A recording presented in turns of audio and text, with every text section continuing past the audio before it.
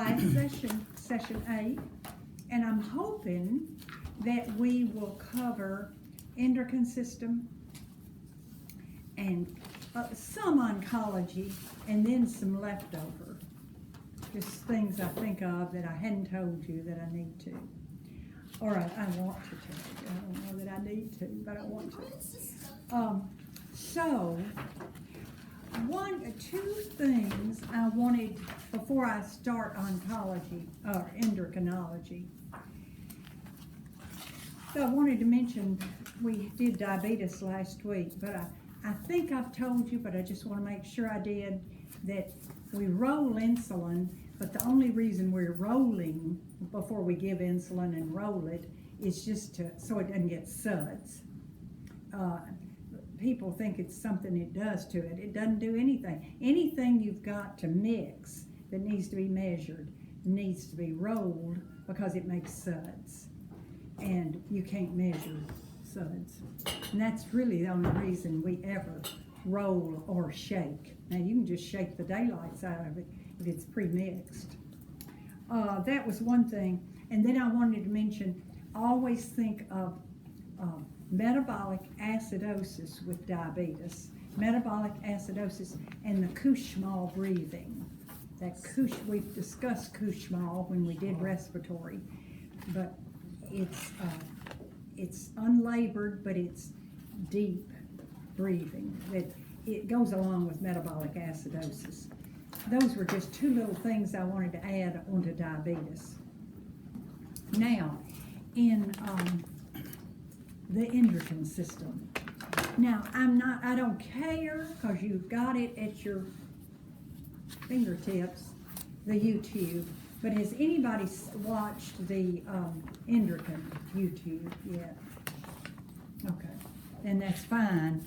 But sometimes if you have, I refer and say, did I say anything else? Crin, the part of endocrine, crin means secrete. And I think I told you that exocrine is secretion into the bloodstream, and endocrine is into the bloodstream. Exocrine is into the ducts, or secretes through ducts. And I mentioned that last time, I think, with the pancreas, because it's an exocrine and an endocrine gland, because it secretes through the ileus of Langerhans into the bloodstream, but the rest of the gland secretes into the duct of digestion. And then I think I'll just start, and you can always pull it up someplace, and I don't think my YouTube shows a picture as well, but I just want you to imagine that the hypothalamus is the master gland. It's at the top of just under the brain, and it is the size of a prune, and it's the richest blood supply in our entire body. All our blood goes up there and is computerized, and it says once it goes through that hypothalamus as big as a prune, the body recognizes, wow, way too much of calcium, not enough calcium, way too much cobalt, or whatever. It's just your master gland. It's the master computer, and it's so protected up there. And so there it is. Then it's a little stem, little stalk, they call it, down from it. And then you have something the size of your eraser or a black-eyed pea, and that's the pituitary. A hypophysis is another name for it.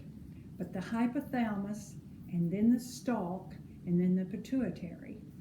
And the pituitary is separated, and it's the size of your eraser or your pencil, but it's divided into half, and the back doesn't even talk to the front. They're two organs size of a black-eyed pea that don't even communicate with each other, but they've got a lot of work that they do. So let's go back up to the hypothalamus at the top. It's the size of a prune. And besides its rich blood supply and computerizing that you need this and you need that, so I'm going to signal to organs that they need to give you some help with secretion of hormones and stuff. It produces two. So it is really busy because it's analyzing, but it produces two things, and that's your antidiuretic hormone and Pitocin. And so they're produced at the hypothalamus, and then they come down the stalk and are stored in the back of the pituitary. ADH, antidiuretic hormone, and that is the most, it can be confusing because you have to say the words. If it's blocked, you have to think, if antidiuretic hormone is blocked, it was it wouldn't let you secrete, but if it's blocked, it's let you. You know what I'm saying? It's hard you have to get to think because it's already a negative antidiuretic. So you block it, it's a double, it's crazy, and we'll talk about that more. So those two are secreted, come down the stalk, and are stored in the back of the pituitary. And that's all the pituitary does, is kind of store the antidiuretic and Pitocin. And Pitocin has to do with our milk production. Yes. Lactation and stuff, or the hormone of Does it do labor contractions? labor. That's what I was trying to say. Because they Labor. give you that to induce your contractions. Yeah. Which then will, of course, eventually you'll have lactation, but it really does the contracting. Contracting was the word I was really trying to think of. Pitocin. Now the front, and it's the one loaded with hormone distribution, the front of the pituitary.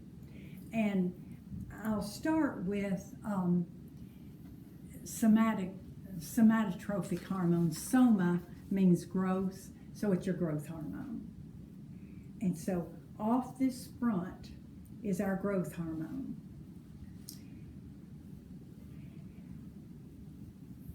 Next one off of it, not necessarily in importance, but the next one is, we'll just do melanocyte stimulating hormone, and it has our pigmentation.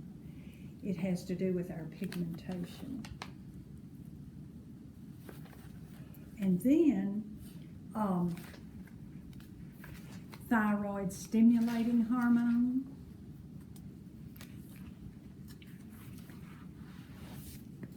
Now, just think about that. It's not thyroid hormone, it's thyroid stimulating. And so when that rich blood supply of the hypothalamus recognizes that you're hypo or hyper, you've got too much thyroxine, too much of the thyroid secretion, it says stop stimulating. So that's your TSH is up here, but it's going to go down and stimulate the thyroid, that butterfly organ. Mm-hmm. And if you remember, the thyroid gland secretes T3, T4, and calcitonin. 3 things, but it's the hypothalamus that tells thyroid signals the pituitary, stop TSH. The thyroid does not need stimulating. It's already got too much. Sometimes food makes us pour out thyroid, and so it's our anterior pituitary that's rationing how much TSH we have. So growth, melanocyte, our pigmentation, our metabolism, which is the thyroid. And then I'll get to the, let's do the gonadotrophic hormones, which are your sexual hormones. And we'll go over those that are secreted. And just give me a minute. That would be those hormones, follicle stimulating, which has to do with, of course, the Ovulation. The what? Ovulation. Ovulation, and sperm, or in men, but it's the egg or that produces. So follicle stimulating, luteinizing, and it's usually just an LH, and then and it has to do with sexual secondary characteristics, the luteinizing hormone. And then prolactin, which really has to do with lactation. That's easy, prolactin. Prolactin for lactation. And those three are your gonadotrophic hormones. Gonad meaning sexual hormones. Gonad, trophic meaning they're produced. So that's off the front, the anterior. And then the list continues. And another one is ACTH, adrenocorticotrophic hormone. And adrenal, so cortico is the outside, cortex means outside. So with that one,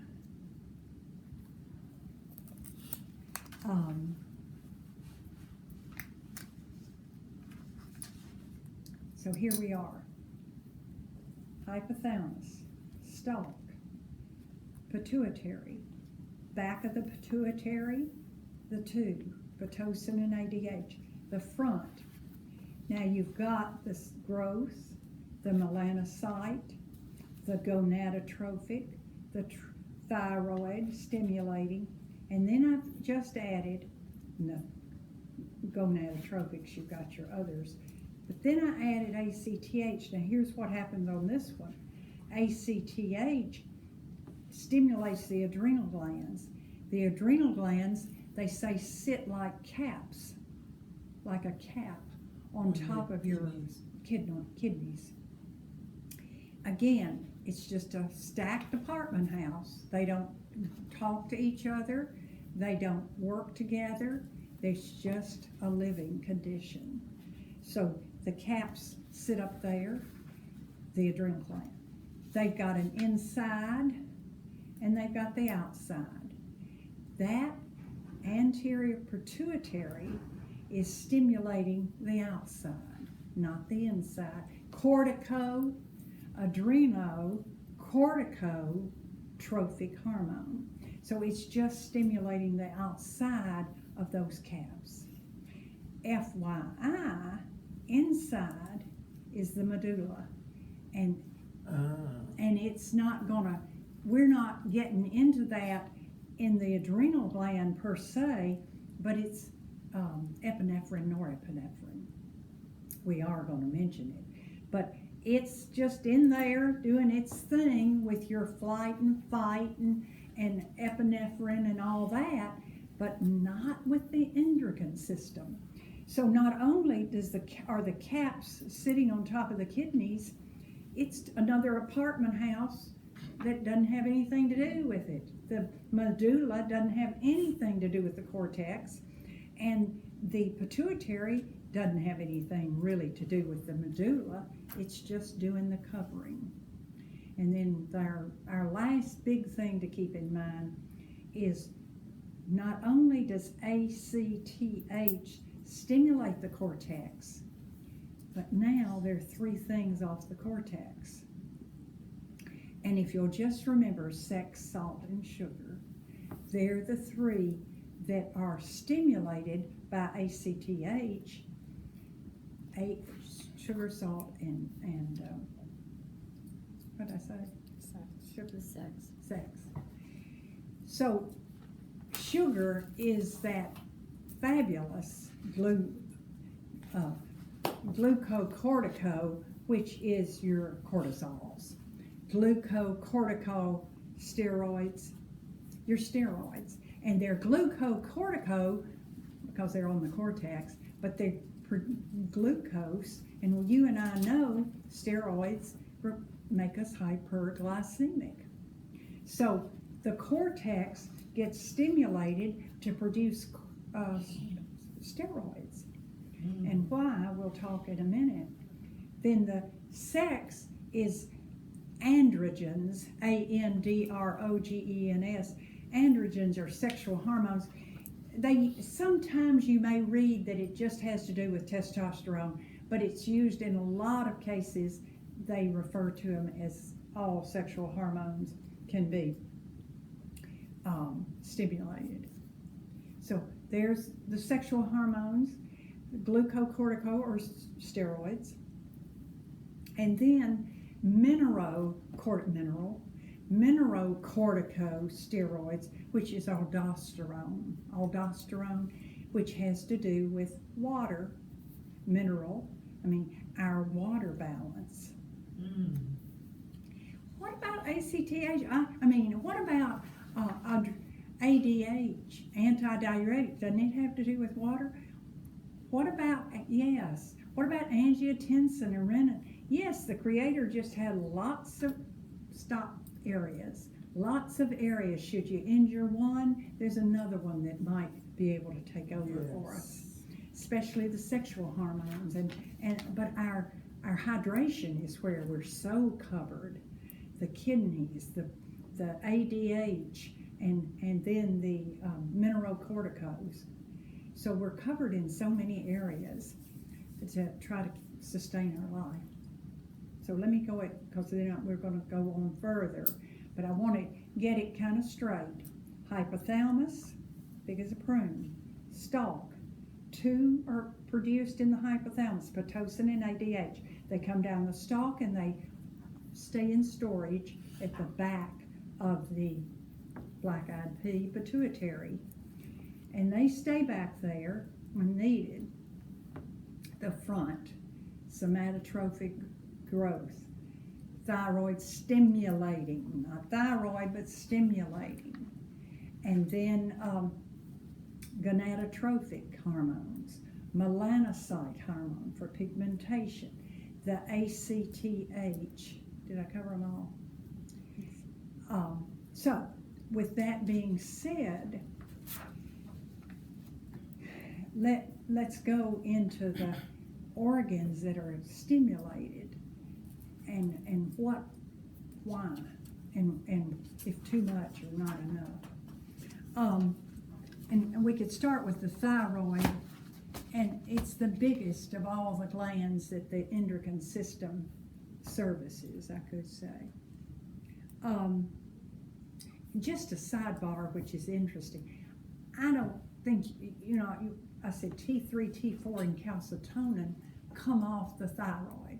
The thyroid is that butterfly-shaped gland. And calcitonin, we've mentioned, and I'll mention it again, it's produced by the thyroid, and the hypothalamus recognized this blood that's coming through me has got way too much calcium. So it tells the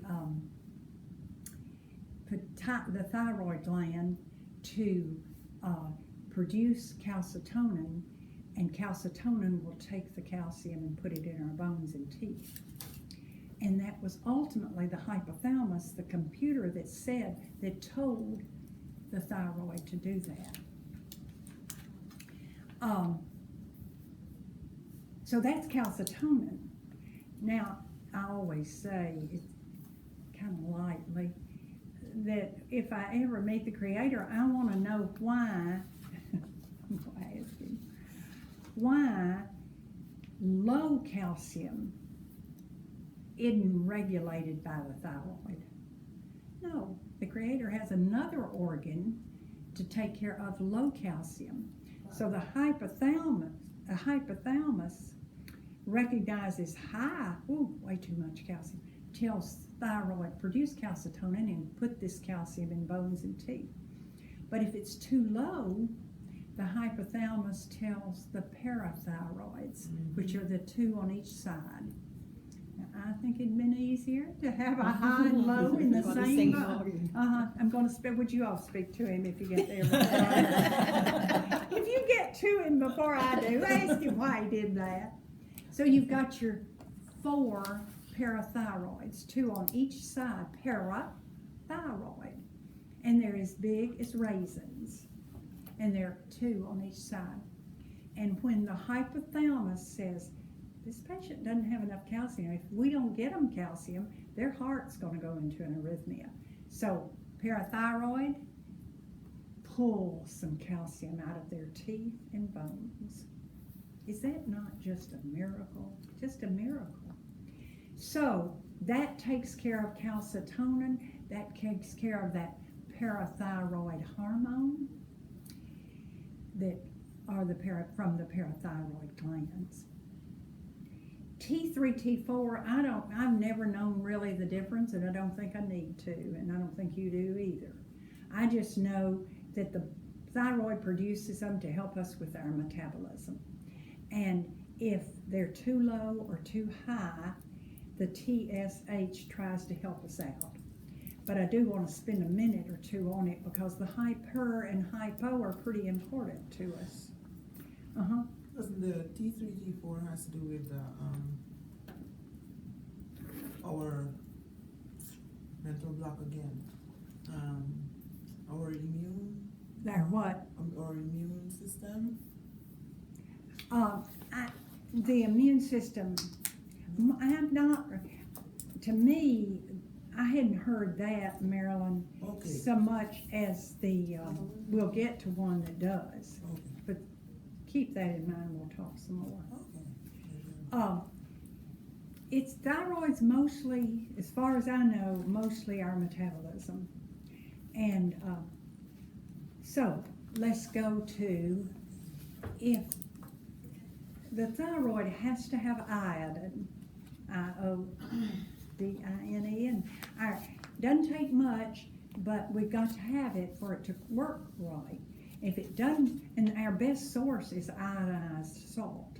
You know, everybody praises sea salt and all, but it doesn't have the iodine in it. Our salts you buy they've added the iodine. The gland has to have it. And let's say you don't have it. You don't use ionized salt. I don't promise you're going to get a goiter, but the chances are it has to have the iodine. If it's been bombarded by a virus or antibodies, it's going to malfunction. So if the thyroid is functioning properly, we're going to get those 3 and it's going to be glorious. But if it's diseased, it's got too many things, and I think I've already talked about it, that they don't know why it just attracts so many antibodies. And I think we talked earlier in this course that it does attract so many antibodies that start fighting on it. And in the fight, it may build up some nodules, and then everybody has nodules. And I think I told you, it would be hard for me and you if they told you had some nodules, because you're worried. But then I hear, they say at Massachusetts General, MIT and everything, there's not a corpse, not a dead body that doesn't have nodules. You know, that everybody has it. I do. And I do too. Mine is full. See, Me too. everybody has it. Oh yeah, see, Wow. and they say just don't get so uptight about it. But people do and have them removed or have them eradicated or whatever. And so, I'm just telling you, it's easy for it to be abnormal. Now, with an abnormality, if it's being attacked by a virus or antibodies, it might get a goiter, and I want to first go on a unilateral goiter, one that's off to the side, not the uniform goiter where you just thick neck. If this, and I tell the story, I can't help but tell it. There's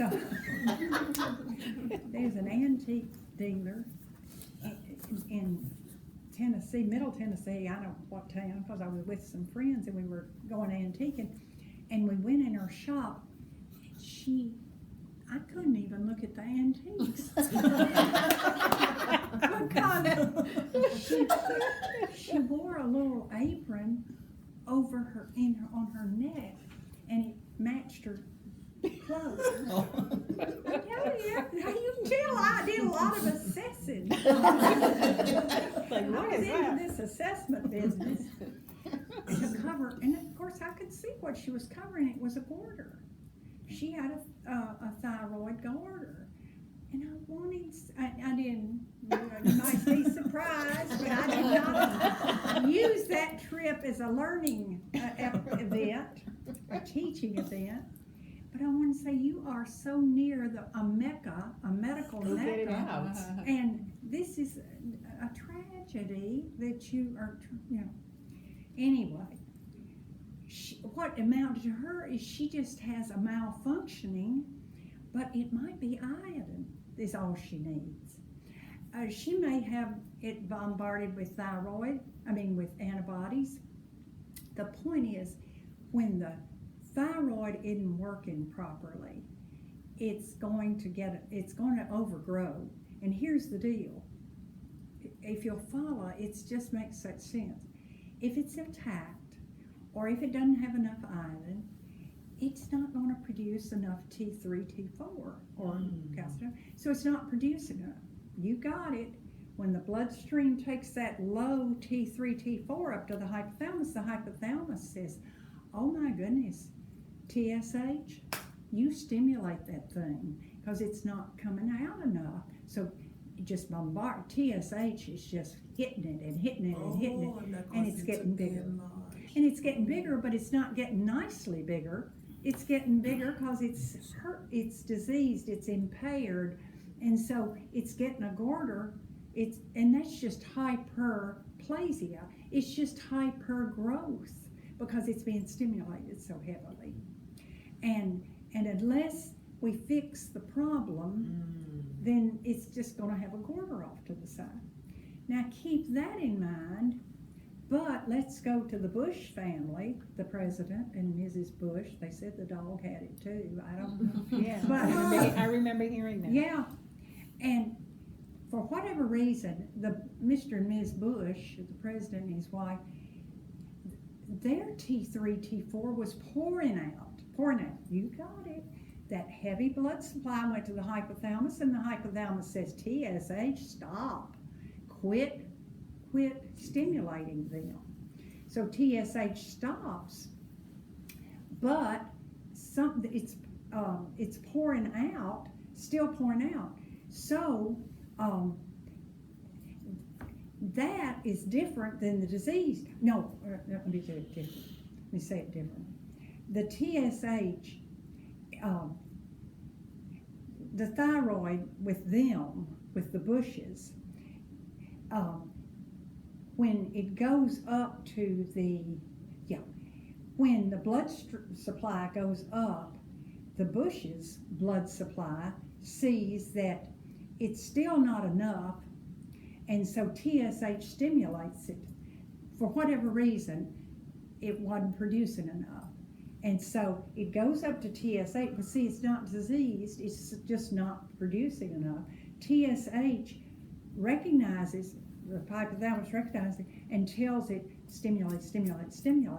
It does, but it's not sick, so it gets bigger uniformly. And that's the people that have the goiter. They still call it a goiter, but it's a goiter that's uniform, like yours. And it may be, sometimes they say it's a problem. It's just not that there's anything particularly wrong, except that TSH is pouring out doing it. And so you don't want to go do something up here to the hypothalamus. So what do? They do something to your thyroid. Now, have they done anything to your thyroid? I have an appointment next week. Okay. And What about you and yours? I'm not at the point where Yeah. I need medication yet, Yeah. so she just watches it, but the nodules keep growing and growing and growing, and Oh, yeah. so I had it biopsied like 2 years ago at Vanderbilt. They removed all of them, and they were benign, but Yeah. so I just See? watch it. Yeah. But it that's really right. does a number on my metabolism and everything, and Oh, sure. my brain, even sure. though So she the won't numbers put you are off. on medicine? She said I I'm had an like interesting, borderline. Be so careful, she said- because so many situation. doctors undertreat it.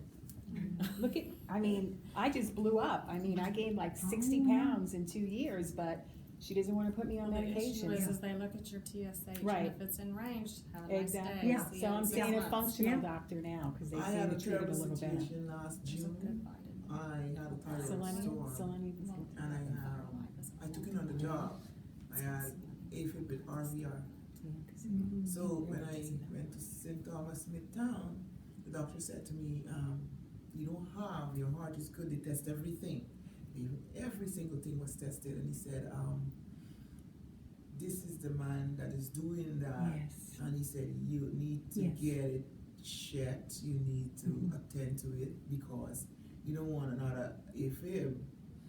So they give me all these Xarelto and all of these, and I used the Xarelto for 1 month, and I said, no, I don't want to get that, because I'm this crazy, I'm not crazy about medication. Yeah. So I stopped the Xarelto, and I started taking the baby aspirin. I was taking 2 per day, but then I cut it down, and I've been taking 1. I've been fine so far, because you know, once the heart flutters, the clot that you talked about, was it you that talked about it last week or sometime? That if a clot falls off, it can block some part of it. Yeah, that's right. Yeah, so.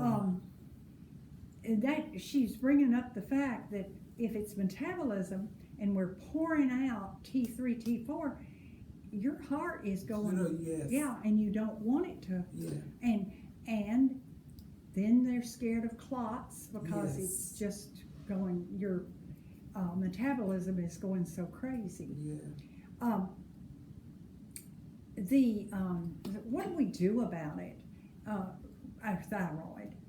Well, now I've talked about hyper, but the Bushes were hyper.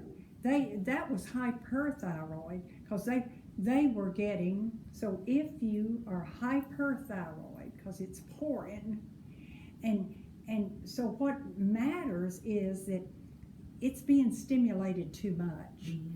That's what is happening. It goes up there, and our pituitary is not reading it properly, and so it's having no effect on TSH, or it'd block it. With the pouring out, it's not because it's not a good organ, it's being stimulated to pour out, and so it's working so hard, it's getting that uniform growth. But when it goes up and the hypothalamus says, stop TSH, something's wrong with TSH, because it just keeps bombarding, and we're getting hyperthyroid. So That is interesting what you just said, but could it be, I'm not no expert, but could it be the other way, like the pituitary is malfunctioning? yes, that's exactly right. The pituitary may be a little something funny there.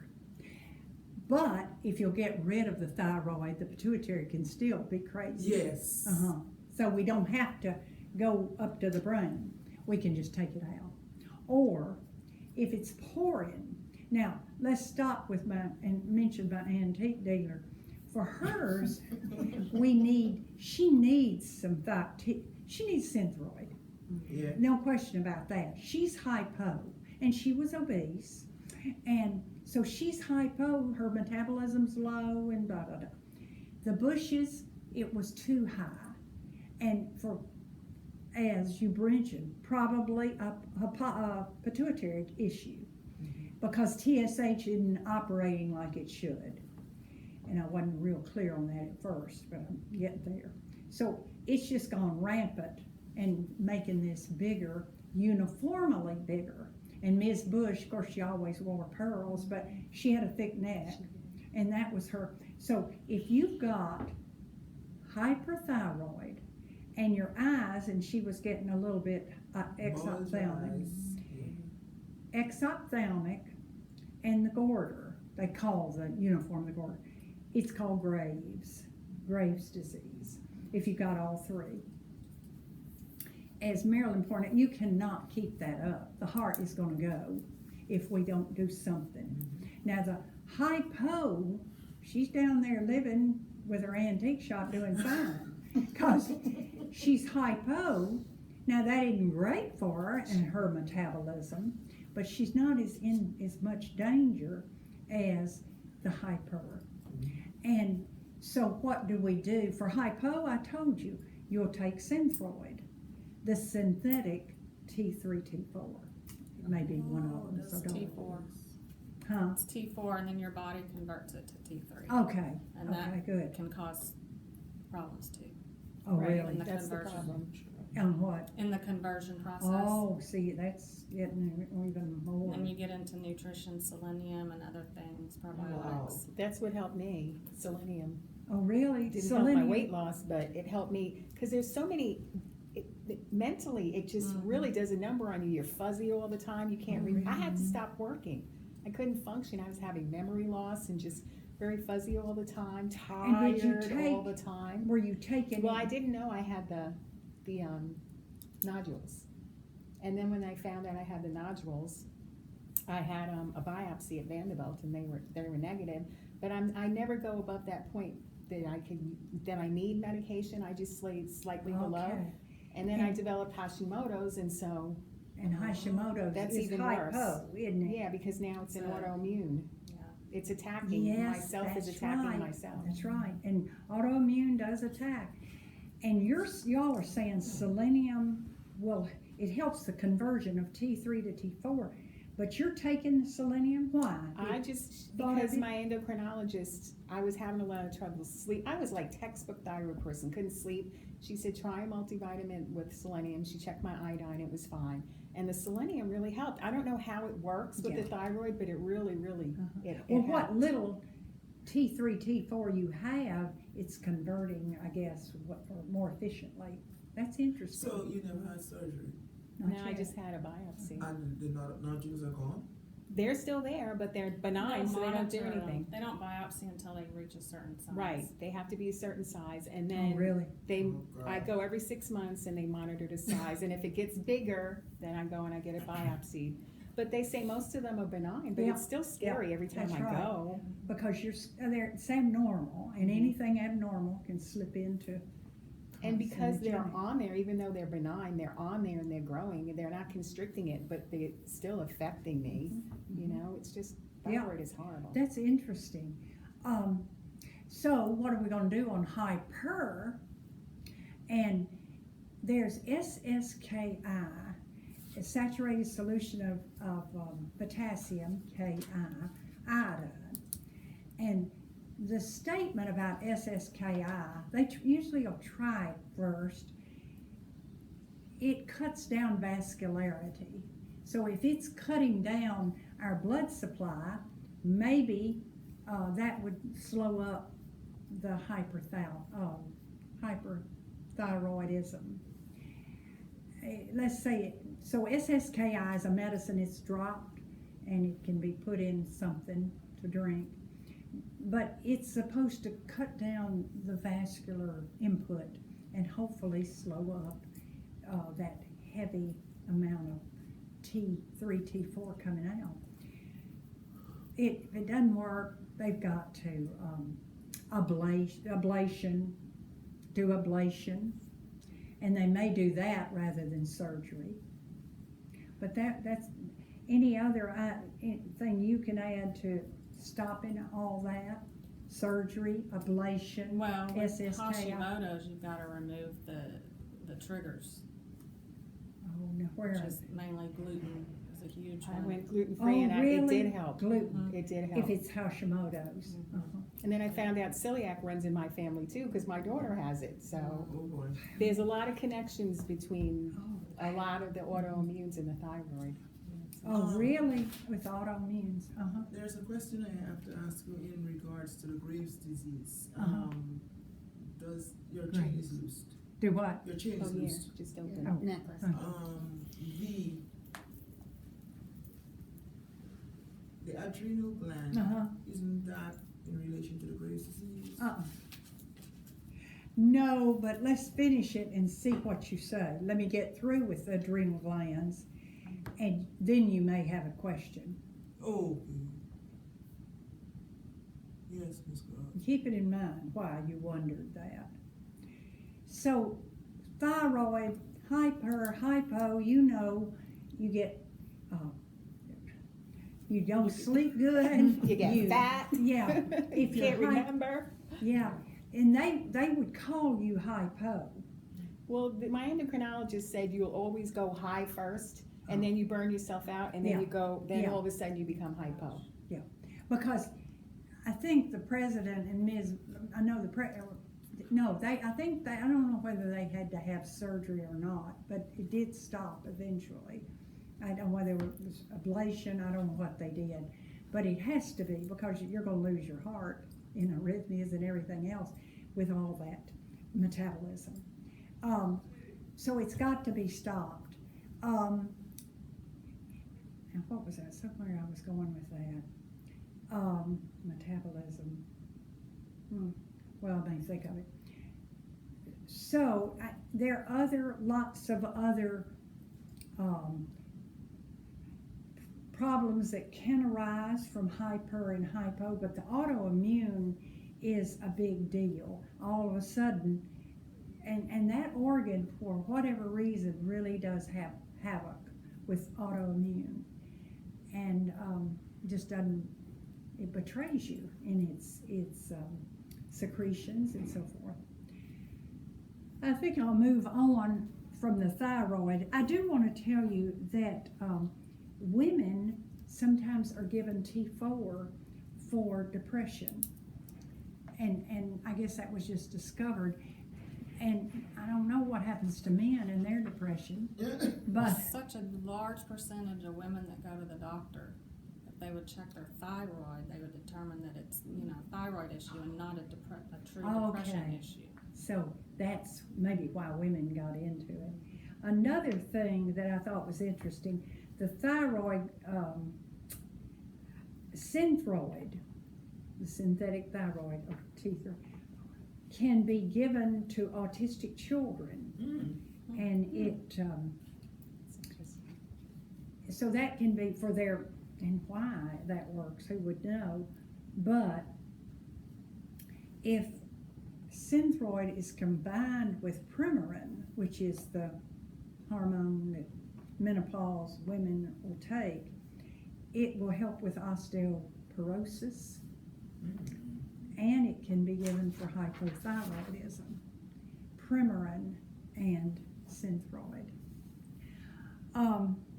Now, we've already talked about the parathyroid. I think that's what I wanted to. So parathyroid, we've already talked about.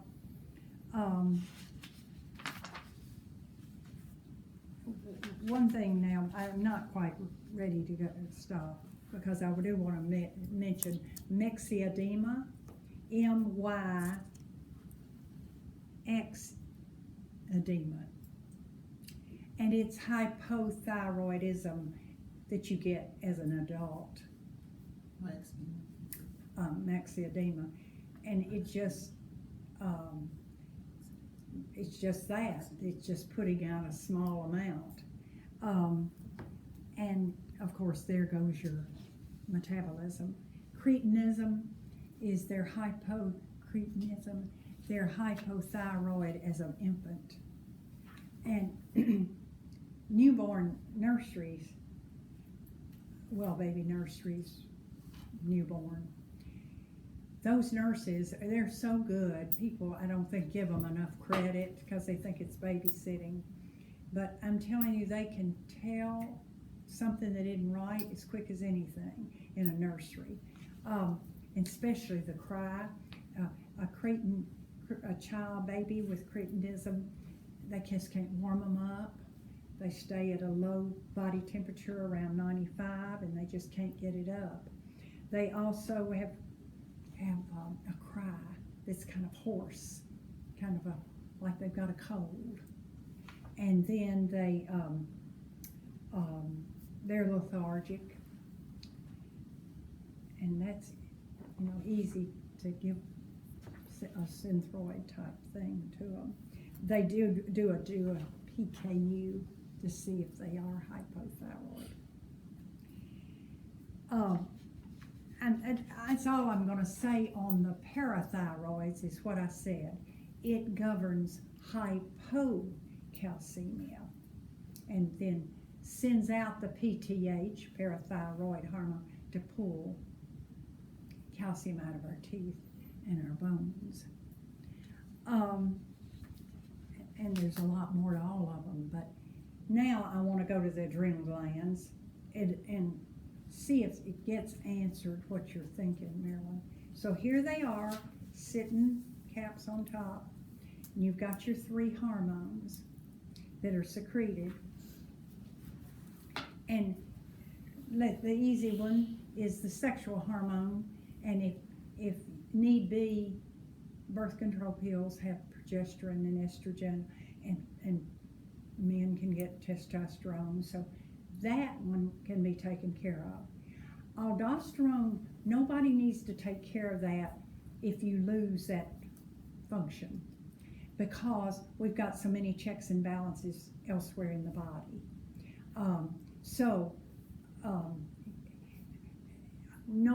We don't need to give you aldosterone.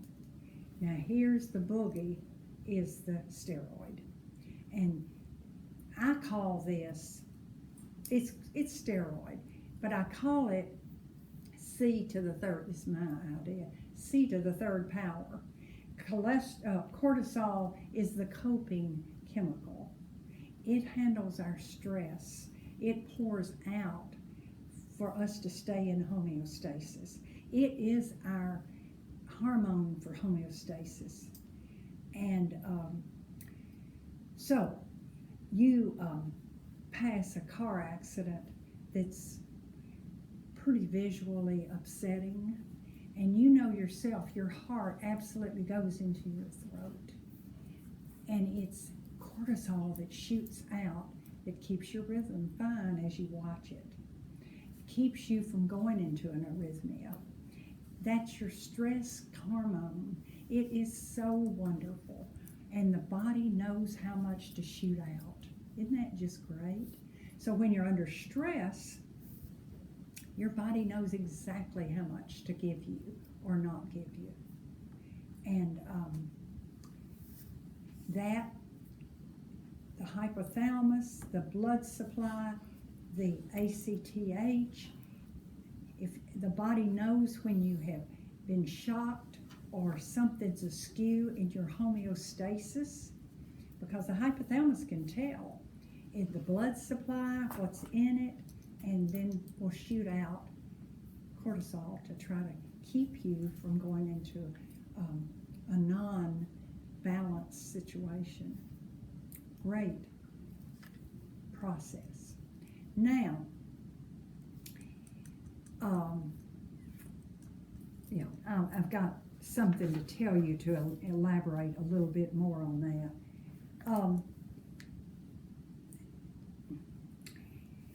If there is a tumor, and I've mentioned it before to you all, but now I wanted to really mention it, it's pheochromocytoma. We've talked about pheo, P-H-E-O, pheochromo, C-H-R-O, cytosis, cell-tosis, pheochromocytosis, or is a tumor, pheochromocytoma. And it's a benign tumor that it's identified as on the adrenals. And it's on the cortex of the adrenal. And if you have to have a tumor, it's the one to have. But I think of it as the weight of a tumor. As it pushes down, what happens? It pushes on the medulla. And what is the medulla? Governing blood pressure, flight and fight. So a pheochromocytoma equals hypertension. And you can't, nothing is touching it. And so somebody goes to the doctor, dizzy, I'm just waking up dizzy, or I just get up and I'm twirling. So they go to the doctor for that. And they just think I may be anemic, I may not be sleeping well. The doctor checks and sees this blood pressure is off the wall, and we can't have it. It's going to blow the brains out or the kidneys. One or the other is going to get this effect of a high blood pressure that's this high. So the physician says, well, you're hypertension. Are you under stress? Oh, yeah, sure. And so you're given a hypertensive drug. They want to see you again in X number of weeks. You go back, you are no better, and you know you're no better. And so that didn't work. Let's try another one, because we got all kinds of hypertensive drugs. And you come back, they don't give you long, just a couple of weeks or so, and you come back and you are no better. That's the hint that there may be more here. If 2 meds didn't work, then let's try something else. And that's where the hint might be, you've got a pheochromocytoma. So the diagnostic is, the best is 24-hour urine, and if they probably let you do it at home, bring it in. And I think they like for you to be off caffeine and stimulants like that. And so if your 24-hour urine equals, I want you to just remember VMA, it's vanilla, and then it's metro, something acid. I don't memorize it, I just know VMA. But it is vanilla, is the V. So with pheo, I want you to remember pheochromocytoma, hypertension, VMA is your diagnostic, and they'll do a VMA urine on you for it. If it's too high, they suspect it is a pheochromocytoma. A doctor told me that when he operates for a pheo, he just opens up. He said it's like taking a daisy, a petal off a daisy just comes off. If it hadn't embedded, of course. But the pressure off the medulla, you're fine, and they are always benign. That's the one, if you recall, when we went over medicines, I told you people, when Reglan, R-E-G-L-A-N, for nausea, never should anybody ever take Reglan if they have a pheo, because a side effect of Reglan is hypertension. So if you've already got hypertension and I give you Reglan for your stomach, your brains, I hope they stay intact, and your nephrons. So that's just something to remember on Reglan.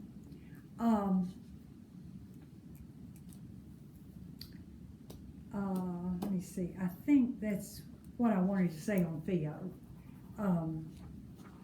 As I said, if you have a tumor, a pheochromocytoma is the one to have. Now, I do want to speak to the steroid, the sex, salt, and sugar, and we want the glucocorticosteroid, the steroids. And we already talked about them. You know that page in your briefs that has steroids in it. What page is it, Ari? It has all our qualities of steroids. You don't, it's the two everybody knows, anti-inflammatory and hyper, 21. what? 21. Page 21 in the briefs lists the properties of steroids. And so our glucocorticosteroid is doing all those things as well. Now,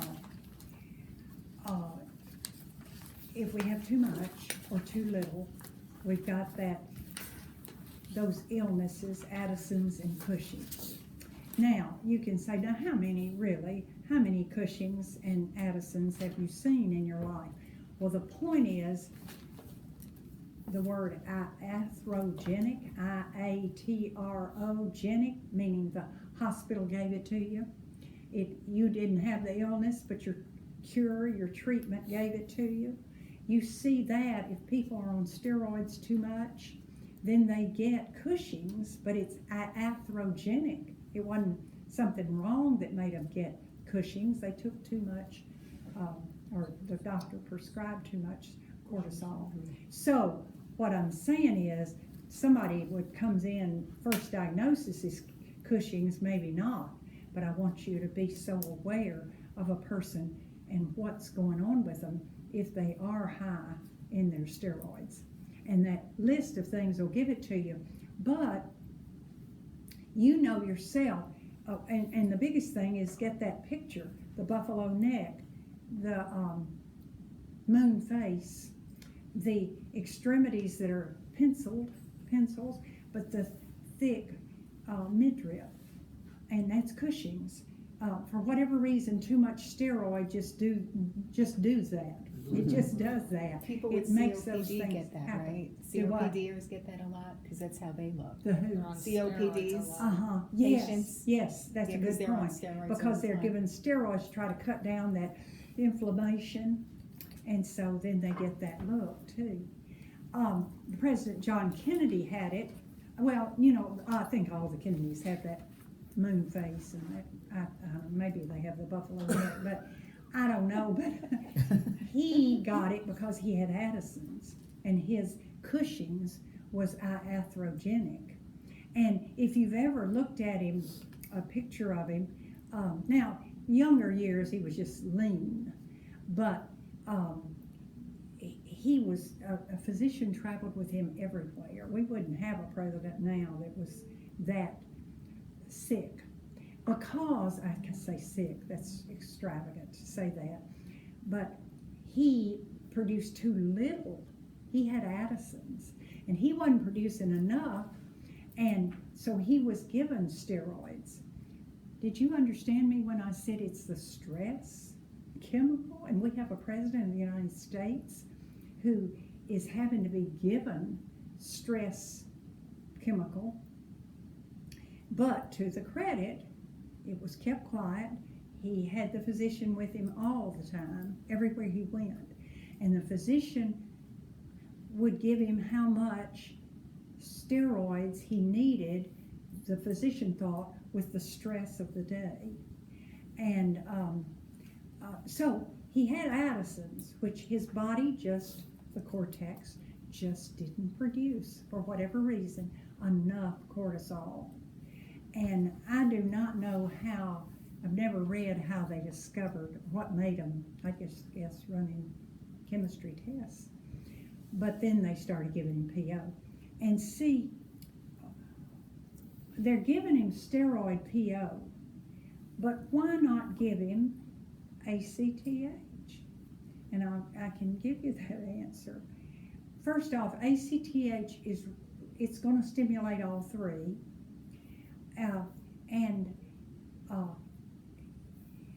It's enormously hard it's IV. It's not IM, it's IV, and we just don't. I've given ACTH, we give it, but I, on one hand, could tell you how many times I've given IV ACTH. Now, the question I want you to think about is, is a great thing to happen for learning when it happens. Somebody's in here for ulcerative colitis, and they've got bleeding feces, lining of their mucosa.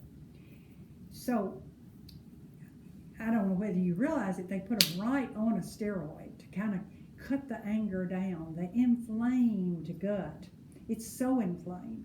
So they give them steroids, powerful steroids, to try to cut down that inflammation. But then as you're looking at the medication administration record, you see they're getting a shot of ACTH. Well, now that's peculiar. Why would you give that as well as this? Let's just increase the PO. And the answer is, I've got to keep the cortex alive. If I do, see, follow yourself. If I give a whopping PO steroids, what does the hypothalamus say? Oh my goodness, you don't need ACTH. You've got plenty. I'm going to rest. Well, resting, this atrophies, because everything that needs stimulating. And if you're not going to stimulate it, it atrophies. So that ulcerative colitis patient is getting ACTH not to help their ulcerative colitis, because we can give plenty of PO for that. It's to keep this alive. So, you know, they come out of this episode of acute ulcerative colitis. Hey, I got your GI in good shape, but you don't have a cortex anymore because it died or atrophied. So keep that in mind on supply and demand, and the hypothalamus stops it. It's adrenocorticotrophic hormone, and it lets it out when it needs to let it out, when it sees too little cortisol or steroid. Blood supply shows you need ACTH, it stimulates. So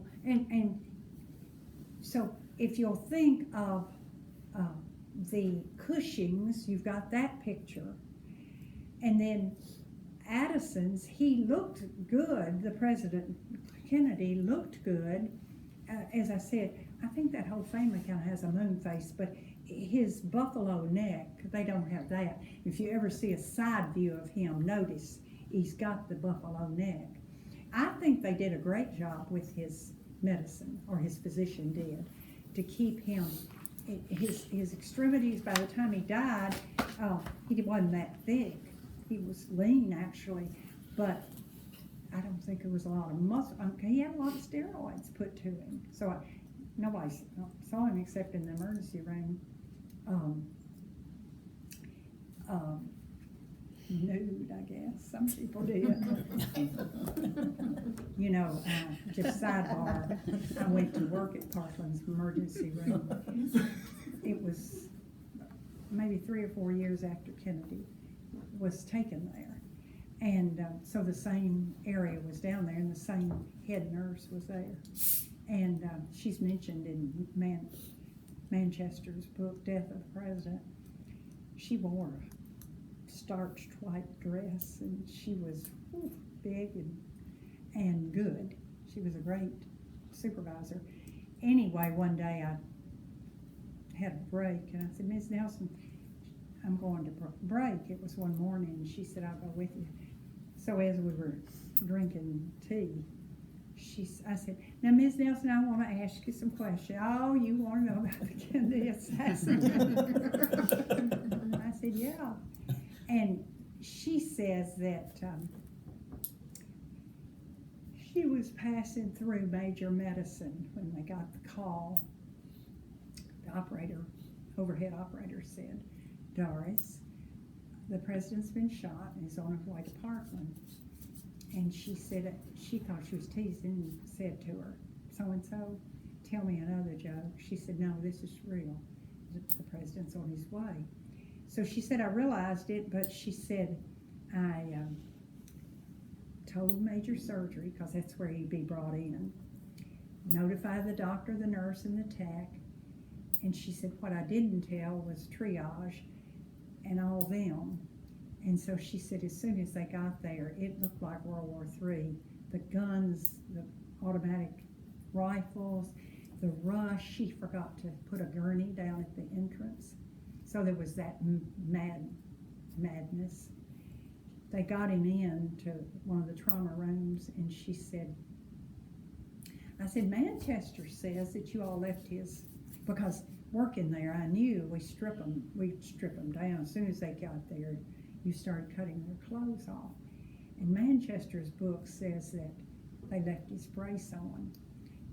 She said, I said, so Manchester said y'all left his shorts and his brace on. She said, he was as nude as the day he was born when we got through with him. But she said, they worked on him about 30 minutes, she said, but you know, the brain, it was, the head was gone.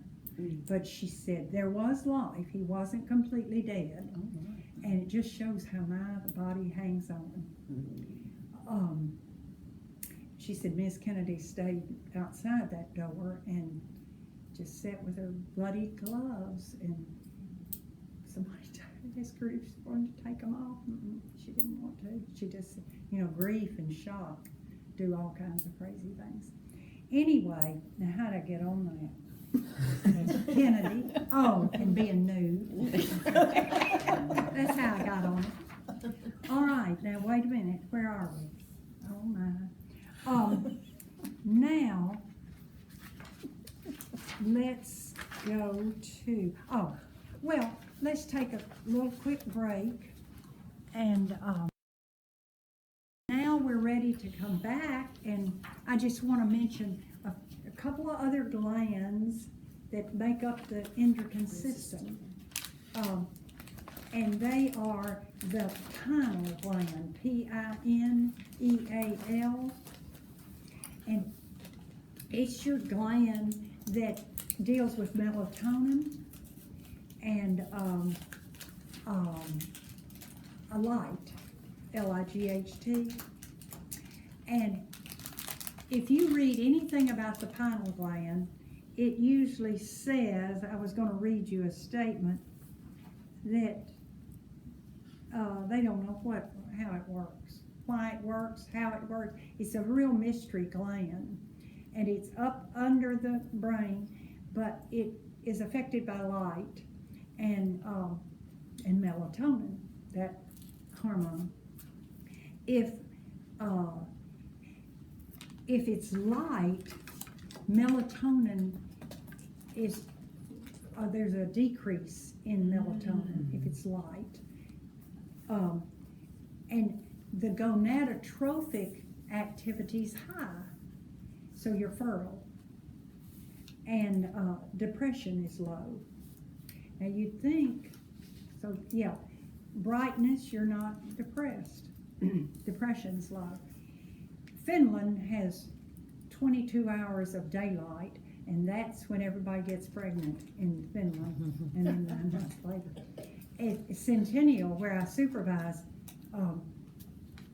we'll have these huge months that the labor and delivery nurses can't even catch their breath, and it's because of the summer was the conception, and it's the 9 months later. And lately, though, every month's been heavy, so I don't know what's been going on. It was a long summer, I guess. So, if it's dark weather, winter, it's exactly opposite. The melatonin's high, the depression's high, and they're not as fertile.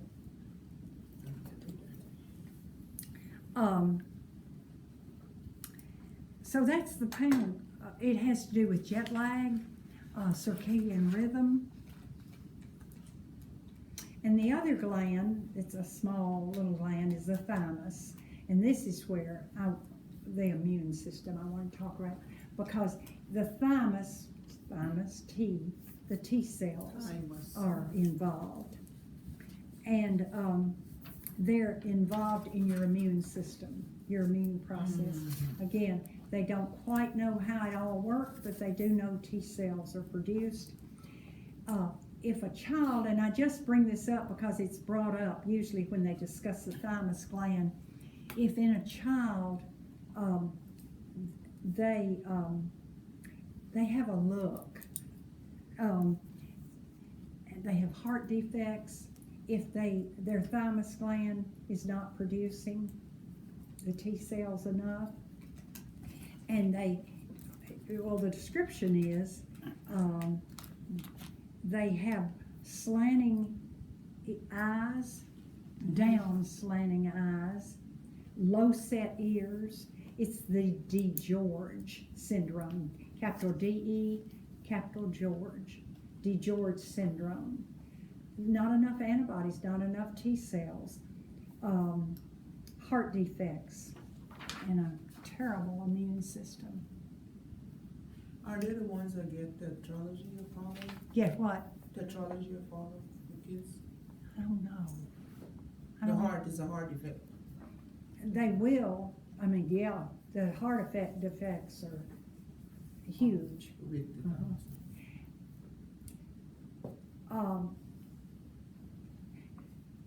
One little, and I'm not through, the pancreas, we've already dealt with the pancreas. We're not going to talk about it yet anymore because we kind of wore it out last week.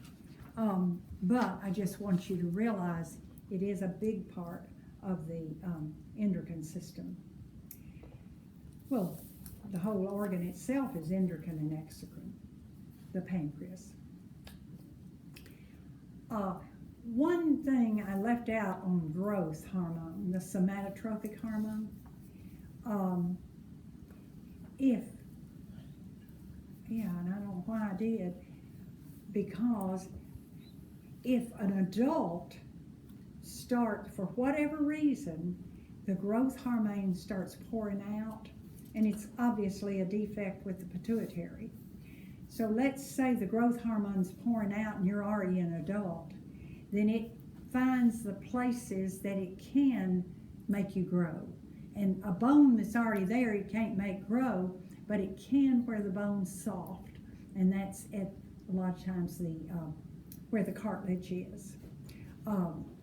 So any place we've got cartilage, and so it's usually the end of the long bones or the jaw, and that's agromegaly. And it's growth hormones secreted after adulthood or after pubescence. If you don't get, growth hormone can stop after adulthood.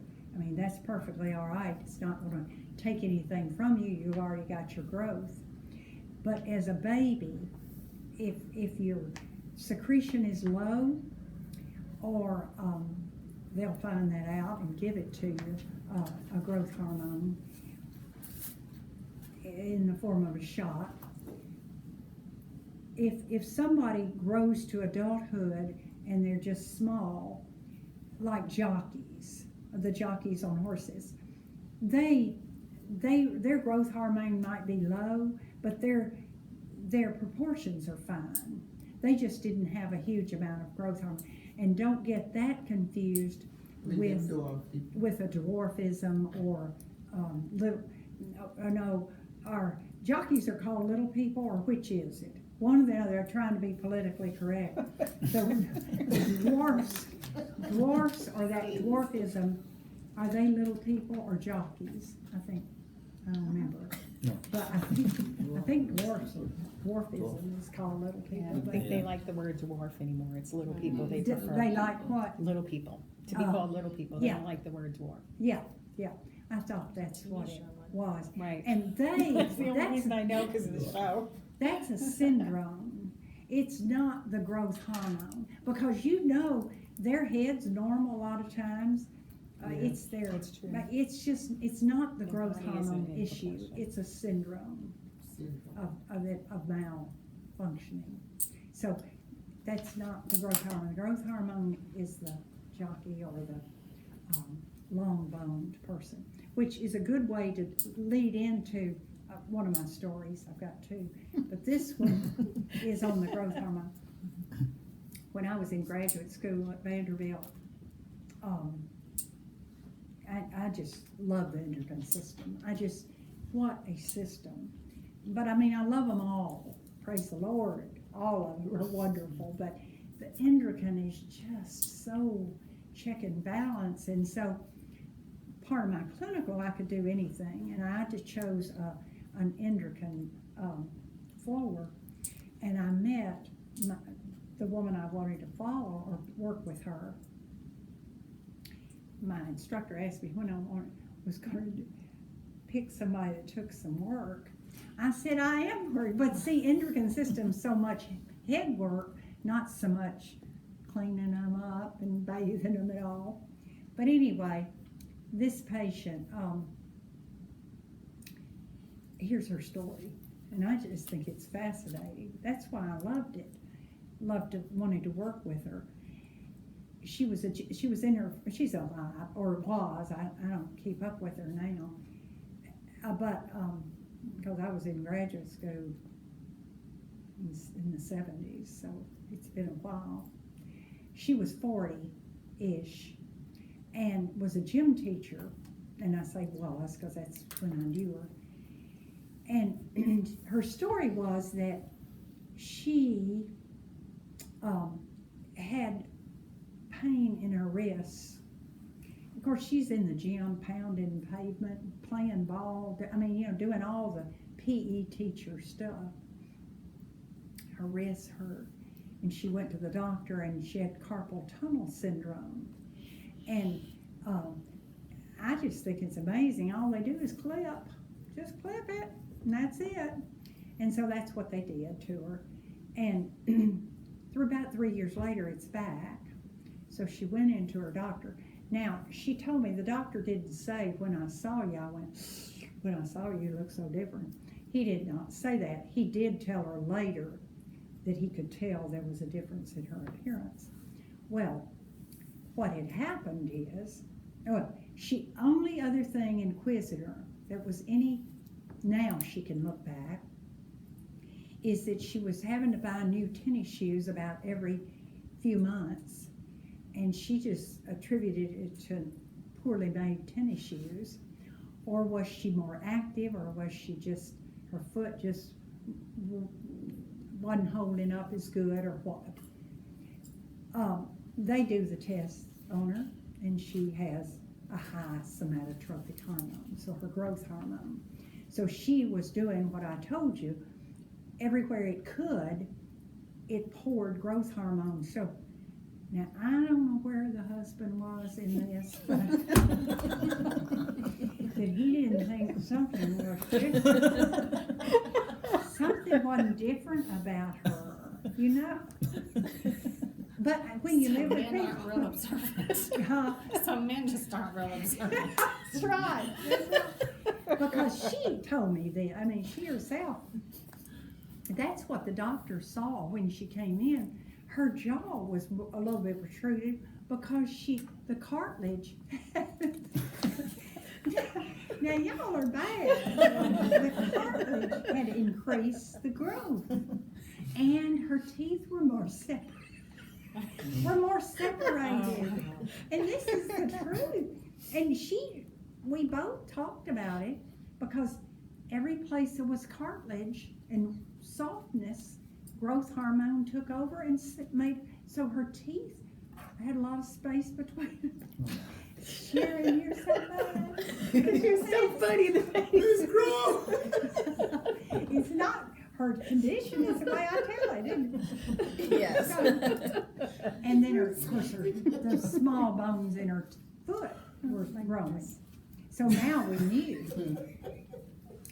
That was, I'm trying to tell you all what year it was that that Vanderbilt wasn't doing hypophysectomies. And a transphenyloidal hypophysectomy is the physician incisors right here and then goes up through your sinuses to your pituitary. Is that not unbelievable? Working through your sinuses, there's where you can't pay them enough. And when they get up there, then they hopefully see a diseased pituitary or something and can remove it. Vanderbilt wasn't doing them, and this was, I'm trying to tell you what year. That would have been about 72 or 73, and they weren't doing them, so we had to fly her. I didn't get to fly with her. We flew her to Rochester, Minnesota, I think it was. It was at the Mayo Clinic. She flew out, got to Mayo, did the apophysectomy was done. They put her right on the plane and right back to Vanderbilt, and then I took care of her. And so did they? Of course, they don't need to take the hypothalamus. They need the anterior part of her pituitary gone. If you could even pinpoint, but they don't know where her growth hormone is on that anterior. So they've got to take the whole thing. They don't mind leaving a little bit of the back of it because that's not our problem. The ADH, I didn't go into ADH and we got to. The ADH and the Pitocin, we don't need to get into that problem. It's that front that needs eradication. And so according to her, they burned the front of her pituitary and flew her back. Now we've got to work with all those organs in the front. All those hormones. So let's go through them. She does not need the growth hormone anymore. So that's gone, and we're not going to replace. The gonadotrophic hormone she really doesn't need. She's through baby having.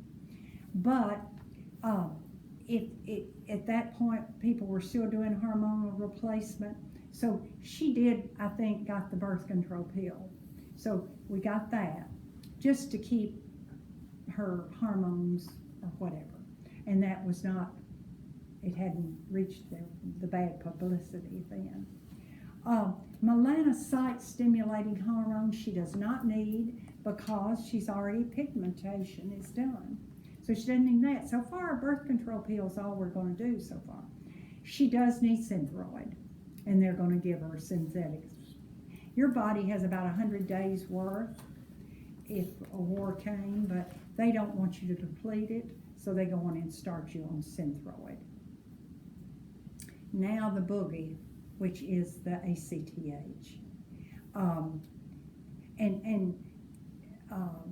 Did I cover everything else? She doesn't need the androgens because she's getting the birth control pill. She doesn't need aldosterone because her kidneys and ADH are going to keep her fluids in check. She needs a steroid. So she's going to need a steroid. And that's the hard one. That's the hard one that you've got to keep up with because she's lost that. And an endocrinologist works with them to give them an idea of how much they need, or if stress is higher, or even, and stress is sickness too. You can just be physically sick. That's a stress. And so anything that's stressful, you're going to need a little more cortisol. And so they go through it. There's a teaching that needs to be done. She did fine. That's the only two she really needs. She did fine, and I was in a mall one day talking, and I heard, she said, "I hear Lydia." I don't know what I was doing, screaming or something. Anyway, she was doing good at the time. I tell you that, and now I want to tell you another one, but before I do, I need to clean up the ADH and Pitocin in the back, because we just talked about the front of the pituitary, but the back of the pituitary, Pitocin we talked about, that will contract and help in deliveries and so forth. So let's just talk about ADH. And there are two problems that arise when the anti-diuretic hormone gets off beat. And the most important, not most important, they're both the high and the low. if we have too little or too much. Now here's where I told you it gets confusing. So let's take the DI, diabetes insipidus, first, DI. The word diabetes means flow. So this isn't diabetes mellitus. Diabetes mellitus is a flow of sugar. Diabetes insipidus is a flow of fluid. And your your ADH is too low. You're not putting out enough ADH, so your fluid is flying through you. Your the stopping diuresis is low, and so you're pouring out. And if you think about it, you got it, but it's that double negative that's hard. So if you've got a small amount or a decrease in ADH, you are not holding fluid and pouring it out. If you, and I'll tell you, the other problem is the too much ADH. Well, if you've got it, you're going to hold fluids because you've got too much anti-diuretic hormone. And that syndrome or that illness is SIADH, syndrome of inappropriate anti-diuretic hormone. Syndrome of it. And I'll tell you, I've seen about 3 of those cases, and they've all been similar. And here's the way they happen. Somebody just came in for minor surgery, a DNC, or maybe a laparoscopic hysterectomy. It wasn't a big deal. I mean, it is to the person having it done, but it's not a life-threatening thing. All the 3 I've known were packing up going home, and they crashed. They fell out. A code was called, and it wasn't a full-blown code, but it was enough. She's out, she's on the floor, we don't know what's wrong with her, so they call a code. Well, you know, in a code, the first thing they do is draw your blood and get a result back fast. And with SIADH, you don't need another thing but sodium, and it's a 115, and it's diagnostic for SIADH. You and I want about a 140, 137 to 140 sodium. These patients, as soon as they see 115, they know it's an SIADH. So, well, you want to say, well, did they look like the Doughboy? You know, the Pillsbury Doughboy? No, that's the most interesting thing. They don't look, if you look at them, they do not look overhydrated. And it's because it's everywhere. And around organs, it's just everywhere they have carrying that fluid. And so, as soon as they know that, we've got to keep them breathing, we've got to keep blood pressure and so forth. But the IV, of course, they had their IV out.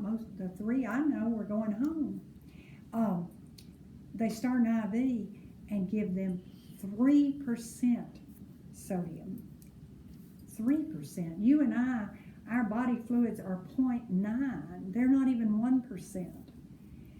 But this person gets 3% so that the high salt is in their veins, pulling fluid out of tissue in every place it can.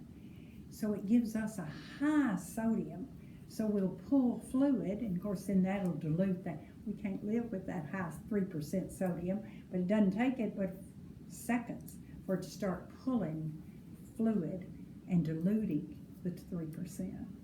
So that's an easy treatment for SIADH. The treatment for diabetes insipidus, now that's, again, for whatever reason, and we'll go into 1 or 2 in a minute, you're not putting out enough ADH, and so you're pouring the fluid through you, and what they need there is they give DDAVP, D, capital letters, DDAVP, and it's desmopressin, and it is it will do the job of ADH and start giving a little help to what our hypothalamus has not produced or whatever. Now, my friend from graduate school, when they went up, they tell me that light and air will throw that whole system up there. The physician at the Mayo Clinic just took her anterior pituitary and left some of the back, but the air and the disturbance throws their whole system in that area. So when I nursed her, we had to work with her ADH, even though it wasn't touched, but it got thrown. The homeostasis got thrown. And I always say, if anybody has a apophysectomy, they bring out the test tubes that were stored in the basement and let that patient put their own urine in those standing test tubes. They put their urine in there with the glass stir. It has a name, but the curve, in chemistry, you would drop the glass stir into your test tube and it floated, and the meniscus is what you read for that specific gravity. And so they let the patients do it for the most part. Now, I hadn't nursed a apophysectomy in several years, but they let them do their own specific gravity of their urine, because you think if they send a urine down every time they urinate, they want, what is their urine? It's a wand, it's water. It's flying through them. They say as much as 20 liters a day is flying through them. Well, it's specific gravity. It's not taking any waste with it. And we want waste because that shoots our gravity, specific gravity up. We don't want a wand. You look at, the only time you want your urine to be just faintly yellow is that you've been flushing yourself. And that's a great thing to do because it rests the kidney. But you don't want that to be happening. If you hadn't urinated all day and you go urinate and it's light yellow, it didn't have any substance. Sewerage. It didn't have any waste in it. So that's exactly what a diabetic insipidus urine is, just clear, doesn't have any color usually. So they need that DDAVP to try to, and years when we nursed her, and it just, I'd say 10 years it might be, that we have it. It used to be DDAVP was like Afrin. You sniffed it, and the physician would say 4 sniffs per nares. Now they can take it PO, but the gastric juices were killing it, the DDAVP, but they've got something now that makes it stable. Anyway, the patient, the nurse, whoever, their biggest job with diabetes insipidus is the specific gravity of the urine. And as I said, they mostly let them do it and keep a record. And as soon as that specific gravity starts getting up, the physician's going to cut down the DDAVP. And because it's going to get back, because remember, we didn't even touch the back of the pituitary. So once it calms down and everything gets calm, this is going to go back. And besides that, antidiuretic hormone is made in the hypothalamus. So it doesn't have a store. If we took the whole thing, it doesn't have a storeroom. But it's all right. It'll just give it out as it needs to, which is a wonderful thing. With that in mind, then I have to tell you my next story, which is I worked with her. she knows I guess she's still alive. She's younger than I am, but she knows I tell her story. I worked with her at Centennial, and I was in the unit PRN, so I wasn't every day. She was outside the unit on a med-surg floor, and she's olive skin and that lush dark hair, dark eyes, and she was heavy, not bad, fleshy. She was fleshy, but proportionately fleshy. And she told me one day, 2 a.m, we were visiting, she said, I've got to go on a diet. Had no children. She was 26 years old. Didn't have children. She said, I've got to go on a diet. My husband is really bothered about my weight. And she said, I don't think he said, I'm going to leave you. But she said, shortly after I married, my father had esophageal varices with that projectile vomiting, and she was responsible for getting him to the ER. Twice they made it, the third time he died. And the grief was, what'd she do? Eat. That was the way she grieved. Well, it'd been 3 years since he'd been dead, and her husband felt that was kind of, she got fleshy. And she told me, she said, I'll show you my wedding pictures. I was not like this. And she did show me her wedding pictures, and she wasn't. But she had eaten in her grief. And the husband really, I guess, felt it was time to work on that. She said, now my problem is, now she didn't get mad and decide to leave him or anything, but she said, my problem is I don't like anything but Franks, beans and Franks. And so if you want a diet and you don't like salads and fruit, it's a little bit of a problem. Anyway, she said she was going to try it and so forth and so on. So some weeks passed and I didn't see her. She would come to the unit because you have to weigh your patients on the night shift, and she'd borrow our scales. So I saw her getting the scales, and her hair was cut. Not that it was long, it looked great, but she looked great now with short hair, but it was long. And she saw me across the unit and did her uniform this way. She'd lost weight. So I said, great.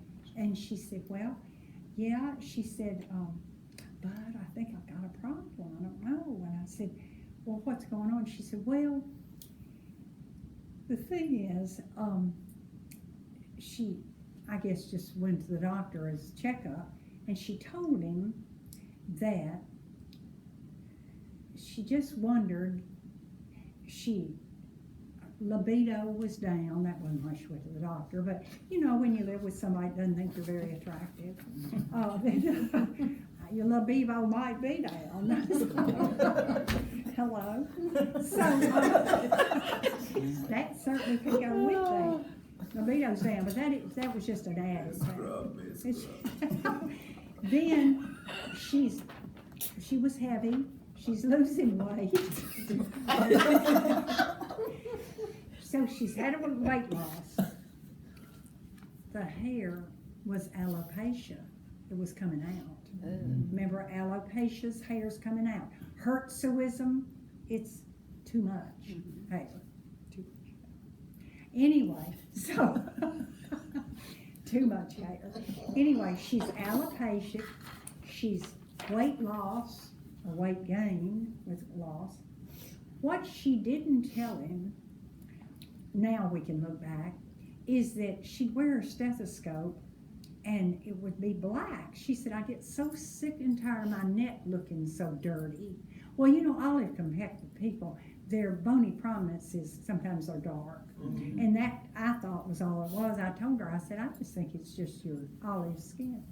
But she looks back on that now. So those were her. He just asked how's life, and she mentioned those things. My hair's coming out, and my husband doesn't love me. No, she didn't have that. She didn't have that. She did just say her libido was down. Anyway, he said, I think you need some vitamins. You remember Beans and Franks? so he said, I just think you need a good vitamin. And this was years ago when prenatal vitamins, you couldn't get them over the counter. And I've been told the difference in a multivitamin and a prenatal is minerals. You get mineral, that's why, and why they were ever not okay for anybody, but they just became over the counter several years ago. But they have minerals where a multivitamin doesn't necessarily have minerals. Well, he made a prescription for neonatal vitamins. And so she said she left the office, riding home, stopped for a stop sign, put her hand on her chin, and realized there was one more thing that she hadn't told him that was odd, and that was some stiff hairs. Now, before all of you run to an endocrinologist because you have some stiff hairs, because women do who've had hormone shifts. Usually, I'm saying generally, that's no big deal. I've got my husband promising that if I'm in a nursing home, he'll just always carry. That's what I said, please don't have hair growing down my just face. carry a little, any of you all. If I am in a nursing home and you all come see me, have a little Just trim those tweezer, hairs. tweezer in your pocket. Anyway, she's 26 years old. She's never had a baby. She's never had a surge of hormones. Any woman that's ever had a surge of hormones probably has a little bit of that. She didn't have a beard. She just, let's get this Just a picture little straight. fuzz. It was just some hair. Enough that she thought, I hadn't been used to it. Well, she went in and smart enough to call him and say, one thing I forgot to tell you. Because see, he could attribute everything to vitamins or the husband not loving you or whatever. But you can't say that's nutritional. That's true. Or even emotional, that you have some hairs that are stiff. And he said, you need to come back tomorrow and let's talk about this. Well, they run the test, and her cortisol was just sky high, abnormally high. So he said, we've got to get you in here and do tests. And so they did the tests, and he told me, or she told me, she said, after the test, she said, he told her that I think your pituitary has a lesion, has a tumor. I think it's the size of a piece of rice, and it's sitting there, and it's sitting on the spot that secretes ACTH. And that pressure is making you pour out ACTH that's making you pour out cortisol. Because they ran the test on the adrenal gland, and it looks great. So they know there's nothing wrong with her adrenal gland. They know it has to be up here, and that's his suspect, that something is wrong with that spot on the pituitary that is secreting ACTH. So they did a scan, and it doesn't show anything. So he said, okay, I think you still have a lesion on it, but I think it's like a drop of butter. It's not as prominent as a piece of rice. It's like a drop of butter, but the pressure is still pushing on ACTH, and we need to do surgery. And so by now, it's years since my deal with my friend at Vanderbilt. Centennial was doing them, and so they did the transphenoidal apophysectomy, went up, and here's what he said. I think he told me, I saw him and he told me, I'm sure HIPAA down would be awful, but he told me, he said, let me tell you what I found. Her pituitary, instead of the size, You'd think the scan would have showed it, but I guess it just didn't. He said the pituitary was like, now this is my description. He described it to me, and I'm telling you a more easy way to describe it. It was like a balloon had been blown up and then set for a few days, and you know that balloon, if you did that in here, it's over in the corner. Some of it is withered, and then we've got a big old side that's blown up. Apparently her pituitary had some witheredness and some viable looking bump. It was a mess. He suspects it was attacked by antibodies or something like that. Maybe in utero. It may have been slow. He doesn't know how fast any of it went, but it needed to come out. And so they eradicated the whole pituitary and closed her up and came out. Now she's doing all the nursing. It's easy nursing because they're up and about, but it's not because it's so chemical, so hormonal. So she doesn't need the growth hormone. She does need Synthroid, of course. She is going to need a birth control pill. She's 26 years old. She'd like to have children. And so she is, just to keep everything alive, she needs a birth control pill. So Synthroid, birth control pill. She does not need melanocyte stimulating hormone. Maybe that was a little darker, maybe not. You know, the pigmentation. So did we cover them all? So we need the gonadotropin, melanocyte, doesn't need growth, and thyroid she will. ACTH.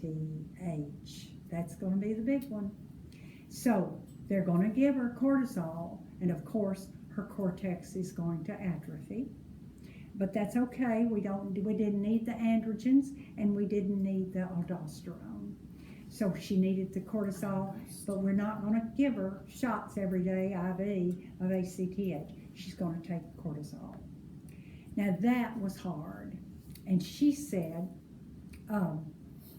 she got with a fertilitist at Vanderbilt. He said, you can have babies. You can't do it without me, but you can have babies.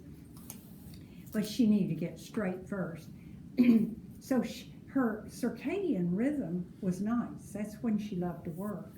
And so she told me, I saw her shortly after the surgery, and she was doing good. It was night. She said, they're going to make me go to days, though, because she was messing her with stress. She'd work, but then go home and not spend the night. Every night she'd stay up, but you don't. When you work nights, you don't. So you do this, and that's stressful. And she said, my cortisol's staying high. And I meant to tell you, after post-surgery, they start her on cortisol because, yes, she was high, but remember when we learned you never drop it? And that would kill her. It's a coping, did you understand me? A coping chemical. They cannot drop it. You always learned you never drop your cortisol quickly. You slowly taper it down. So they started her pretty high, PO. And then, of course, the birth control pill just to keep her viable, and the corpus luteum putting out the fertilization and stuff just to keep her until she did want a baby. And then, what was our other one? Thyroid. So she's doing fine and everything, except she says that my cortisol's just staying up so high, and they're dropping it slowly, but it still stays high. And so she said, I see her another time, she says, I may have to have some more surgery. I said, for what? She said, I don't know, I can't quite understand it, but they're saying I may need more surgery. And I said, it doesn't make sense that you would need more surgery. You've lost your pituitary that stimulates cortisol. She said, I don't know. Well, the next thing I know, she's had emergency surgery, and her adrenals are removed. So I went to intensive care to see her. She's fine, but anybody that has the coping hormone gone. You need to be watching them close. So when I got to her, I said, she was fine, recuperating. I said, so what in the world? She said, well, they just said they need to get it out. And I said, who did it?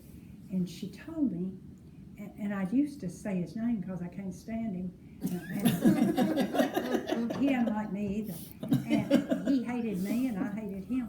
Anyway, when she told me it was his name, and I don't now because I taught his daughter. Oh, no. Don't And tell I that loved story. her, and he ended up loving me because he loved his daughter, and his daughter loved me. So we're friends now, and I don't mention his name. Anyway, he couldn't stand me, and I couldn't stand him. Well, he was arrogant, I thought, and belittling, and I just don't like a physician like that. Anyway, when she said his name, I said, oh my. And she said, I know I hate him too. But she said he was all there was when she did the emergency surgery. And I said, well, why did they remove him? She said, well, I asked him if they needed to be, and his answer was, this tells you why I didn't like him, I wouldn't have taken him out if they didn't need to be. And that was her answer. So she said, that's all I know. Well, I realize now, I did. Shortly. I didn't talk to him about it. But when they went in and removed her pituitary, I told you it was bloated and withered. Well, some of it had embedded into tissue. So she said, And what I didn't tell you, the physician said when they took it out, they had to scrape just to make sure they were getting it all because it had embedded. Well, what happened was, and the physician said when he came out, he said, and I'll never go back. So he knew he had scraped as much as he could without getting through tissue he didn't want to get any further. What happened was some cells, ACTH cells, were still embedded in the area, and they just wake and go into town. That's how compensatory the body is. So a perfectly good adrenal gland had to be removed because they couldn't go back up. They don't know where in there the cells are, and they're going to scrape too much, and it's just easier to take out a perfectly good adrenal gland, and that stopped it because now she has no more cortisol and has to do it by mouth. I told her, I said, what you need to do is, I know some compulsive friends that have a little book by their microwave, hot chocolate a minute and a half on high and stuff. You know, everything they just put in the microwave, they have itemized. I said, you need to keep a little book on stress. If it's a GI problem, of course, call the endocrinologist, which is what she had to do. You have to call the endocrinologist. Okay, yes, I'm vomiting, I'm so nauseated, because that's a stress. And they tell you how much. I said, put it in your little book and you won't have to call them next time, which is exactly what they do. And so she got good. They took her off nights, so, because you've got that added stress to keep up with. And she was ready for a baby, and they went to Vanderbilt, and they gave her Clomid to get her fertile, or whatever makes you ovulate or whatever. And she got pregnant, but I think just stayed pregnant about 3 days and lost it, but then got pregnant and had twins. And then shortly they moved to Alabama, and she knows I always tell her story. And so obviously they did do all right, the marriage worked and so forth. he loved her again. So that, I think, helps kind of put it all in perspective. Okay, now I'm going to leave the endocrine system and I want to mention cancer and oncology, and not a lot. It's not nearly what this one is, what the endocrine system. There is no YouTube on that one, on the cancer. If you watch the YouTube I've done on the endocrine, it's a lot of what I've said. It's a good review for it. I don't tell my stories on the YouTube, so that's the stories. Cancer, the best thought now, or the most up-to-date, I guess you'd say, is that it is a virus, and it only takes over when your body is such to let it take over. I had a GYN, she's dead now, but she always said, she's younger than I am, she said, my theory is if you live to old age, you're going to get cancer. And it's just simply, her point was, your resistance is down, your immunosystem is compromised, and it's easy for a virus to get in there and take over a virus that is carcinogenic. And so there is that theory, and that a lot of times people get cancer when that homeostasis is rocked off beat, which gets into those psychogenic issues as well, because cancer is considered a psychogenic illness, which, as we recall last month, or last week, that when the body is fighting for homeostasis and having to work that hard, it's easy for something to slip in and take over if you're not at your optimum. And so besides the fact it's a virus, it has to have a means, a place to lodge a weakened spot. And I'm sorry my husband isn't here to tape us, because he used to tell me he had a little girlfriend in his early post-toddler years, and he remembered her. She was a neighbor.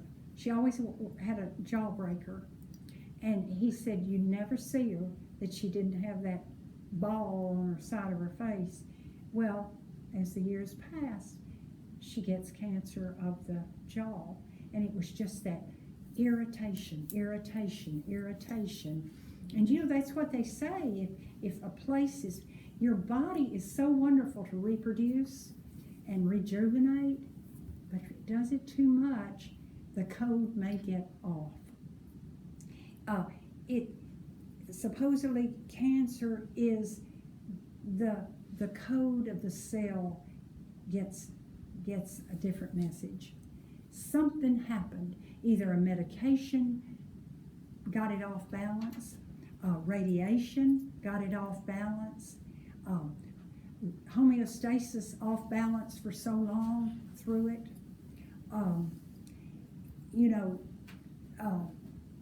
You could give all kinds of examples of people who have not abused their lungs and they get cancer too.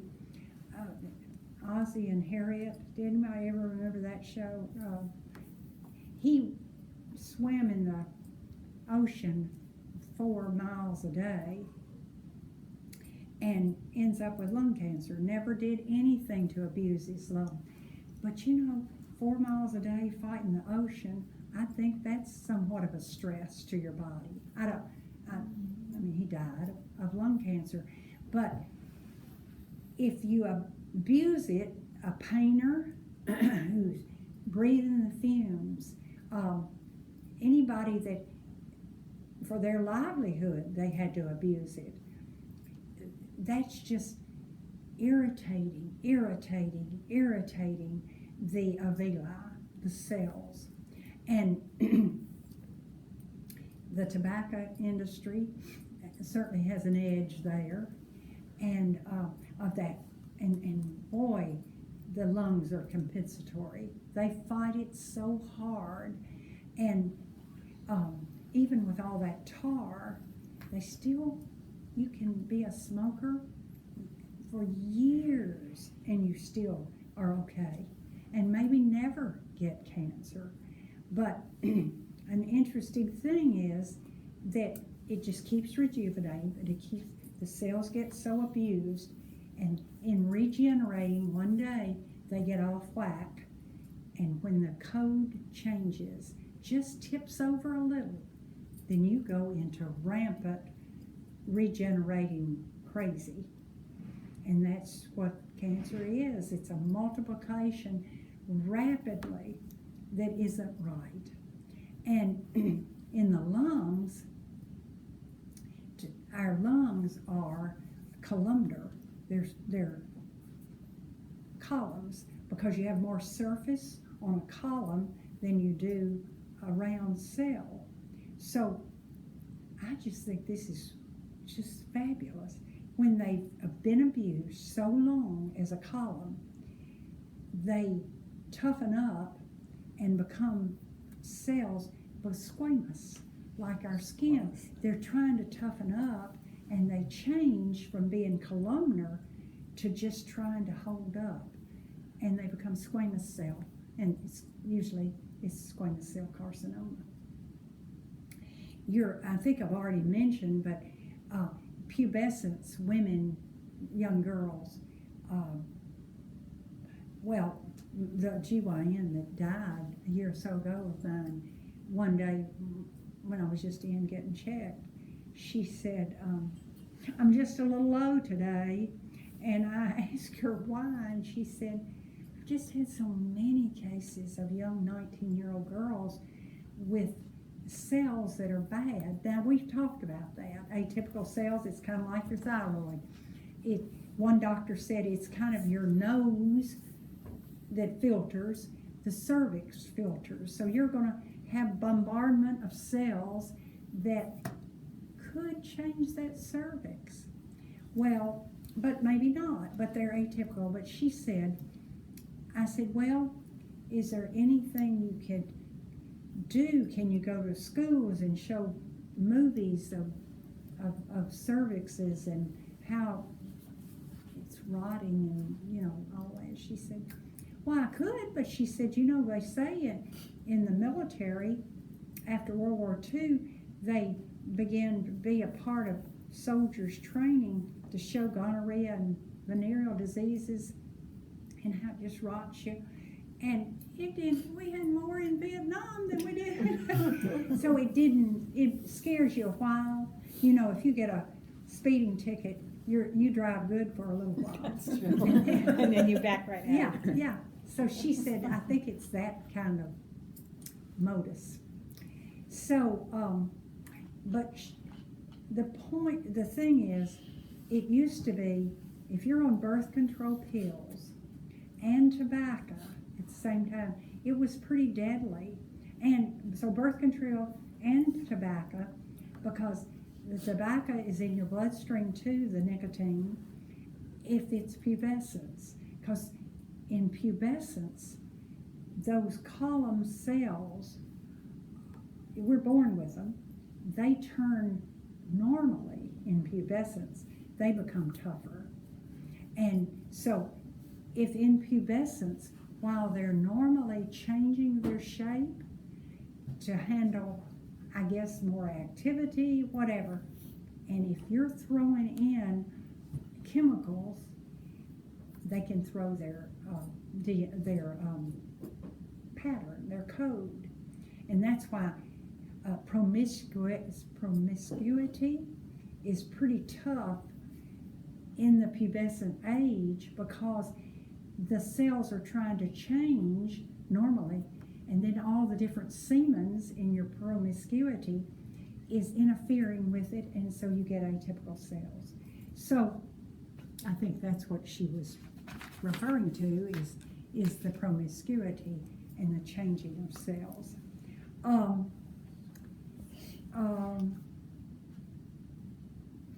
I think we went over, when we were going through tests, the blood markers that show the different cancers, and we talked about them. Those were on page 5 of your agenda, the blood markers. The CA 125s, ovarian, and all the different ones.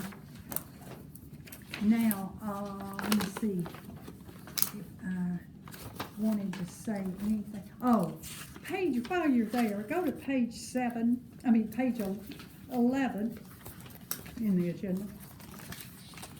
And it has your warning signs. What is it? Not cough. What's the word they're using? What is that word? Page 11. Sorry, page 11. Caution. What? Caution. Caution. If you'll remember, caution is some of the some of the symptoms of cancer. Well, 11, it's hard to find it in Is that 8, 9. All right, page 11 gives that caution and the 7 symptoms of questionable cancer. And then page 5 of your briefs, page 5 has the markers, the blood markers. I think they're making real progress with cancer, with therapies, the new therapies like President Carter got, where they take the cancer cells and then try to build up something that when they give them back, it's easy for an antibody to identify an attack, and now we're making antibodies for it. That was very simplistically said, but it's not a cure, but in several of the cancers, it's working. Adjuvant therapy, where you've got not just chemicals, trying to use a therapy with it. Now, I think that's what I want to say. Now, that's what I want to say. I want you to turn to page 8 right in the agenda. And that's the heart. I wanted to speak a minute to the heart. We're not, see the EKG and the EKG. And I just want you, we're not going to do a big cardiac thing, but I wanted to mention that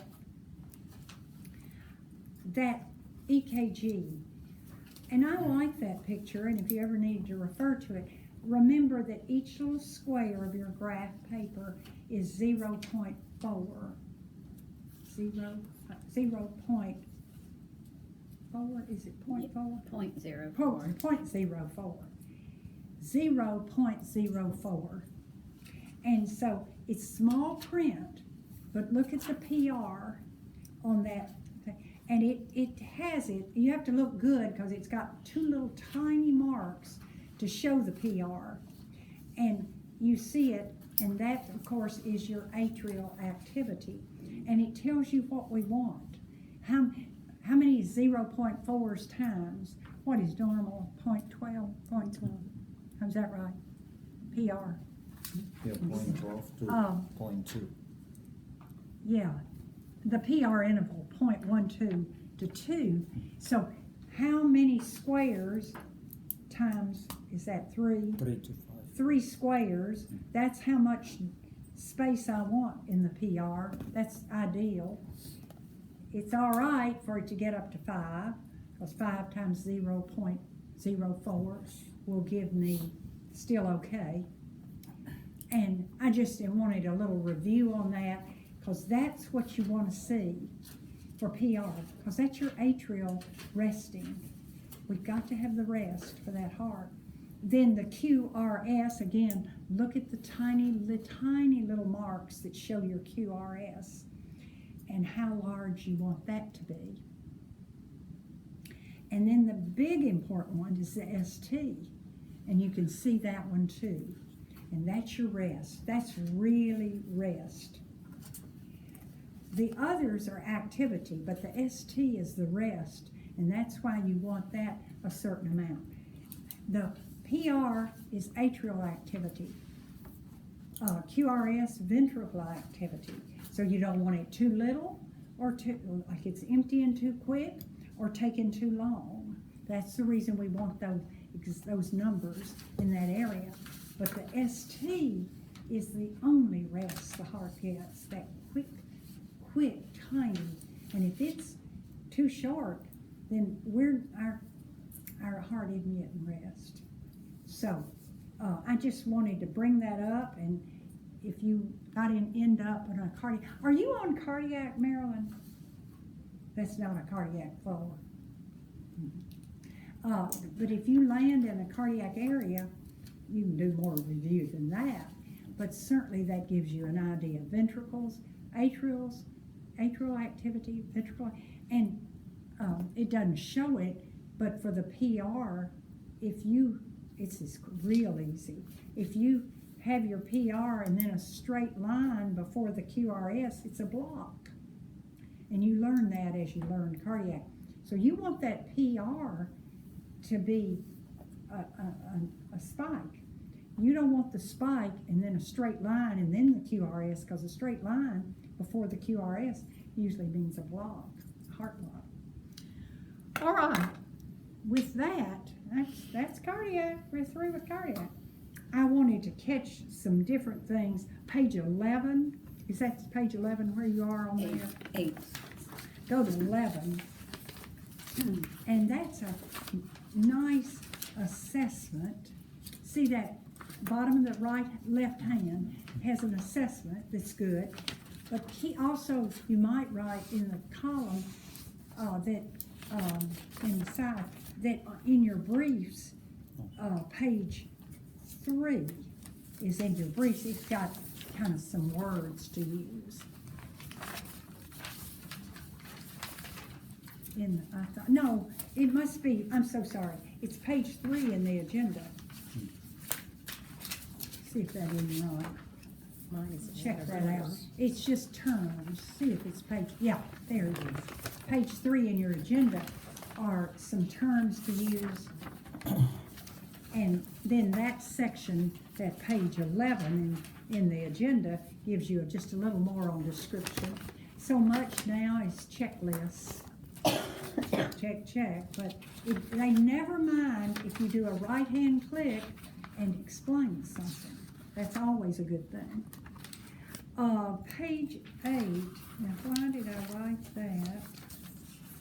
Oh, I wanted to tell you something, yes.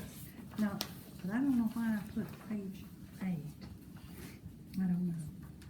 I wanted to tell you, page, one other term, ortho means straightening. People think it means bone. It doesn't. An orthodontist is straightening your teeth. An orthopedist is straightening your bones. So it's just a little FYI that ortho means straighten. Now, I do supervising at Centennial, and 2 weeks ago on Thursday night, I was supervising, and we get off at 7 in the morning, so from 3 to 7 is pretty busy, staffing, doing computer work, putting people on their right, moving them on the computer to their right floor. But I got a call about 5 o'clock in the morning. Would I take a patient from the women's and children over to the big hospital for a CT? Well, of course I'll do it. That's my job. They got rid of escort, excuse me. Why do that when the nurses can do it? So, and that's not bad, except at Centennial. I don't know whether you've ever been from the women's and children's to the tower, but it's a wavy hall up and down.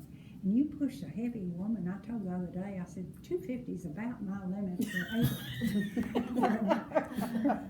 But I don't want to say a lot of them. I think she's just going to say, she's old. No, you're I don't not. do much complaining because it's attributed to oldness. Anyway, this woman was not old. She just had a baby, cesarean. And she wasn't heavy. That's what I meant to say. So I did fine with the wheelchair and all, except the only thing is she just about wore me out with, I hurt. And I just didn't even visit with her. Because why? I'm in the middle of a hall, not a chair. I need to lay down. I didn't even say I'm sorry. It wasn't any point. Must have she been her just first baby. Well, it was the third. Really? But She shouldn't be first whining time- like that. First time cesarean, well, wait till you get the rest of the story.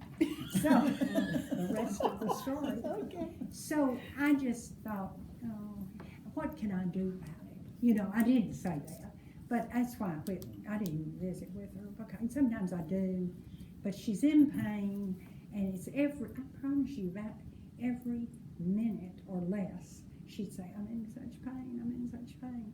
And they'd given her analgesic. Got her over to CT, and as soon as we opened the door, the tech and I gotta lay down, I gotta lay down. She just kind of irritated me, okay? And I thought, just give us a minute, you know. Well, the technician we got her on the CT thing or MRI, whatever they're gonna do. I went back out to the booth to wait on her because I won't take her back. And I didn't listen to him. I was talking on the phone with something at the other hospital. But the technician, when she was through, came back in and said, she won't go, she doesn't want that wheelchair. She wants you to do the gurney. You know, it gets away from you. You have to It's hard to go steal. along the wall with it. It's awful.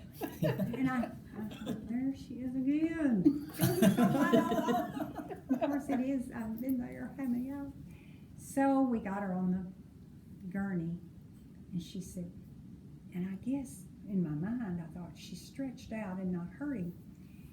So we're starting. And she said, I'm not really usually like this. I didn't say a word. What do you say? Oh, really? Well, you sure sound like it. You know, you don't do it. It's just better not to say anything. So I didn't say anything to her. And I'm just pushing. And she says it again. She said, I'm such a better patient than you saw. And she said, I don't know whether laying down's making it better. Well, then I got warmer and talked to her, and we had a nice visit, and I did have empathy for her and everything. She said, you know, we were so excited to have this little boy because the others are like 9 and 7, same daddy, and they got pregnant this one, and it's a little boy, and they have 2 girls. And so she said, I've been so good, and I was so thrilled, and I've been walking about 9 tonight. Now this is about 5 or 6 in the morning. She said, 9 o'clock last night, it just came upon me, this pain. And she said, did the tech tell you anything? I said, all the tech told me was that you had a lot of air. She said, now is that normal? I said, with a C-section, yeah, it would be. She said, well, I hope that's all it is. And I said, well, I do too. Her husband was there. We got her back in bed. She said, I'm just so much better. Well, also I found out they gave a whopping analgesic before I got her, and so it had kicked in too. It wasn't while I was pushing. So got her in bed, went down to try to catch up with some of my computer work, you know, very idea that I got to work with patients. And so they called me and said, when does escort come for daytime? Because the doctor wants her back over there. And I said, well, I'll be glad. I have to. That's my job, and I'll do it. Even though I'll just have to stay late. I didn't say all that, but in my mind, I said, if you need me to take her back, I will. And they said, well, wait, let's see if escorts come yet. And for daytime, they don't do it at night, but daytime. They didn't call me back, so I didn't go looking for her. I didn't go looking. So that was a Thursday night. The next Thursday night, which wasn't this past one, it was one ago, at 3 o'clock in the morning, we meet. They come down to the administrator. The charge nurse on every floor comes down to do staffing, and we can do it all together because they hear who's missing somebody. Well, you could have mine, and it's a good thing together, feeding each other. And so when we got through, the charge nurse on that floor, that's a week later, she said, thank you so much, Lydia, for taking that patient over. She said, you know what happened? And I said, no, I wanted to know. She said, well, when it came back, the tech sent it to the doctor at 5 or 6. He looked at it, or whoever, the reader. didn't like what they saw and wanted another picture. So we took her back. I guess that's what I'm saying. We took her back, they did another picture, and it really didn't look good. It looked like her intestine had worked its way into the peritoneal muscle Oh my and goodness. was strangulating it. And she said that woman went to surgery minutes after, shortly after I must have left. And the physician told the nurse that when he opened her, the intestine was dusky. And she said, we saved that woman a colostomy. And he said as soon as he got it unstrangulated, the color came back. Thank goodness. And so she said it was just great, but she said, I just felt real good that we got on it and kept a colostomy from happening. I said, Claudine, you're the one. I said, I'm just transport. I said, what made you do that? Or what told you that she just wasn't a whiner? And this is why I share it, because I think it's just one. I wrote her a letter of commendation. I'll tell you what she said. And so I, that night, wrote a commendation, because I asked her, I said, have they talked about this and that you found this? And she said, no, I got scolded for not helping the caregiver, the nurse, enough. She was charged, and the nurse taking care of her didn't feel like Claudine had helped her enough. She said, I got scolded about not helping enough. And the powers that be never knew that Claudine saved this woman from colostomy. So I wrote it up, non-emotional, never be emotional. You've got to be calm and factual. So I did, and I called her and I said, I'm going to bring it, before I send it to anybody, I want to bring it to you so my facts are right. She read it and she said it was right. And about that call, before I go off, I get calls from 3 administrators knowing how my night's gone. And it takes my time, but I got to do it.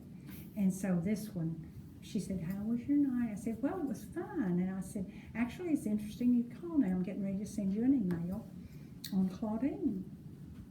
And did you know about it? No, what? And so I said, oh, no, it's wonderful. And I told what I'm getting ready to tell you, how she did. Well, this administrator was thrilled and said, you send it, and told me who else to CC it to. And she said, yeah, you send it to the biggest woman over in the tower about it. They need to know we do some good things at Women's and Children's. Here's what Claudine said.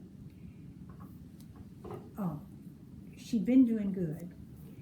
Even if you've got gas, you're not great. She said she felt too good till 9 o'clock. That's the first thing. Then it came on pretty sharp, and Claudie, and this is the part that's really wonderful. Well, the caregiver just starts giving her some narcotics. First one didn't work. Next one, there was another one she could give, and the woman was in such pain. Of course, the first one didn't work, so she was able to give her something else, so she did that. Nothing was even phasing it. And so Claudine said, it lasts for 15 minutes, and that was about it. So she said, I told her, I guess that's what the nurse didn't like. She said, I told her to call the doctor and tell the doctor we need a CT and then a whopping dose of analgesic for the CT. And they did, and he ordered it. He took Claudine's note. But what made Claudine say it is she said, I sat by her bed and put my stethoscope on her stomach and never lifted it for 10 minutes. Now, the books say do that, but very few people. I've read, you're really not getting good bowel sounds unless you do it for 10 minutes. Or you shouldn't say you don't get them unless you've done it for 10 minutes. Now, if you get them right off, you don't need to sit there. But Claudine said, I couldn't hear anything. And I said, I'm going to stay here 10 minutes. And that's the real reason. Isn't that a great thing to know? And it was because of that, she said, that just couldn't be right. that I don't get any bowel sounds for 10 minutes. So that's why she said, call him and tell him we need a CT. Wasn't that good? I was so proud. Oh, her manager came in to the office before I left that morning. I said, have you got my email on Claudine? And she said, no, what? And I said, oh no, it's Something good. It's good. She said, are you sure? I said, yes, it's wonderful. And so she said, you know, she didn't know a thing about it. She said, all I knew was that so-and-so complained that she didn't help her enough. And I said, well, seems like she did. Because, and in my letter, I said, you know, the fact she didn't just keep giving analgesics and just changing her position and call her a whiner and all that, and she didn't. And so while the manager's listening to me, she gets a phone call, and it's an administrator calling saying, see if she can't stay for safety of huddle. We want her presented, this case to be presented. Isn't that great? And I hadn't heard any more. I think she did. I heard her call and ask Claudine if she'd stay and go to the safety huddle and be recognized. So, but I just thought, how many people do that for 10 minutes? And so I share that and I think it's good. Now, we're going to call this through. I want to work with you all on your final papers and stuff, but the course is finished.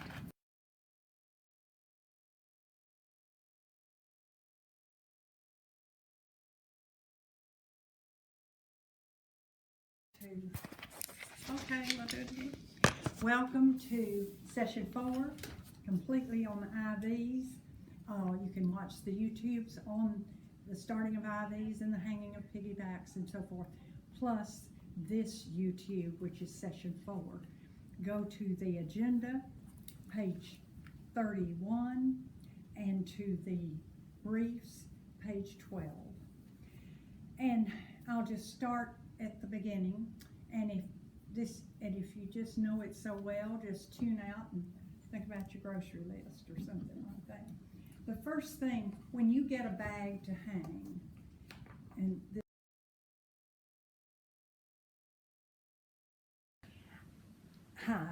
I need to add an addendum to this session 8. As I finished and looked over what I had covered, I realized I don't think I have covered CVA, cardiovascular accident, or the newer term and the one they want us to start using, brain attack. I don't hear it used though, but they want us to. Brain attack, stroke, CVA, cardiovascular accident. And I just want to mention a couple of minutes here as an ending to this course, because I had forgotten, or think I have. You may have remembered, I may have said it. But there are 3 ways you can get a brain attack. And that is that the vessels stride, they just get tiny and just shrink. And then it's the blood flow is obscured or lessened, and so the brain gets less oxygen, less nutrients. That's one way. It can build up plaque or atherosclerosis, and that would of course make it small as well. So once again, the brain does not get all the oxygen and nutrients it should. And then the third way is a rupture, a cerebral accident as far as a hemorrhage, and that just explodes, and of course the brain does not get nutrition or oxygen if any of those 3 happen. The thing is that the rehab on a CVA is so tremendous and enormous, and it is our nursing responsibility. The medical world can try its best to remove a plaque or repair a rupture, but or a medicine that will bust the clot. And I didn't mention clot, but when I said athero is usually the fat, but it can just be a clot as well that stops the flow. So in essence, I guess I should say there are four. There's the striated tininess of the vein that it has constricted. There is the athero, the fat deposit. There's the clot, and then there is the rupture. All of them equal the brain doesn't get fed. And but it's the nurse that as soon as the accident happens, as soon as the attack happens, it's a nurse that needs to keep the faculties going, keep the legs moving, keep muscles stretched. It is so important, the active passive exercises with stroke victims and their exercise, and not just to let them lay in one position in bed. The Miss America of several years ago was in her 20s, and she had a 6-year-old and a new birth, just a few months old baby, and she wrote a book. I don't even know her name, but she wrote a book about her experience with a brain attack, and it really gives you an idea of how the brain is a lot of times clear in so many ways, and then it has its spatial lapses. She said when she got out of intensive care and home, she had to learn, along with her 6-year-old, how to tie the shoe. If she watched TV, she said that she couldn't remember at the commercial what the show was about. One person I read said they were out picking up leaves and looked in their left hand, and their toothpaste was still in their hand. They're with us to a certain great extent because all the brain was not destroyed, just parts of it. This celebrity Miss America said that she was on birth control pills. They're not as dangerous, I don't think, as much now. Years ago, there was more in the potency, and so certainly if you smoked and took the birth control pill, it could potentially be very dangerous as far as clots. Then they've cut down and found out they could do the same effect in the birth control situation, ovulation, with less of the medicine, less of the hormone. And but she at that time was on birth control pills, and she just woke up one morning and she heard her baby crying, and she tried to go get up, and she couldn't. So then she tried to call her husband, who was lying beside her, but she couldn't talk either, and so she began to cry, and he woke up hearing her crying. She couldn't speak. She was sent to intensive care. They for a while thought that it was just she had had a three-day prior procedure of a biopsy of her cervix, and they felt that was traumatic and that was part of it. Of course, it was not. Anyway, rehab of stroke patients, once the medical community, which is not long, we've got blockbusting drugs that can try to get rid of a clot. The physicians can try lots of things. The rupture, the hemorrhage is probably the worst, because if you'll think about a hose that's spewing water, or in this case spewing blood all over the brain, then it is destroying those neurons. And it's probably the worst of the three, except any of them that keep the nourishments from going to the brain cause death to the brain. Now I think I'm really through with this course. Bye-bye.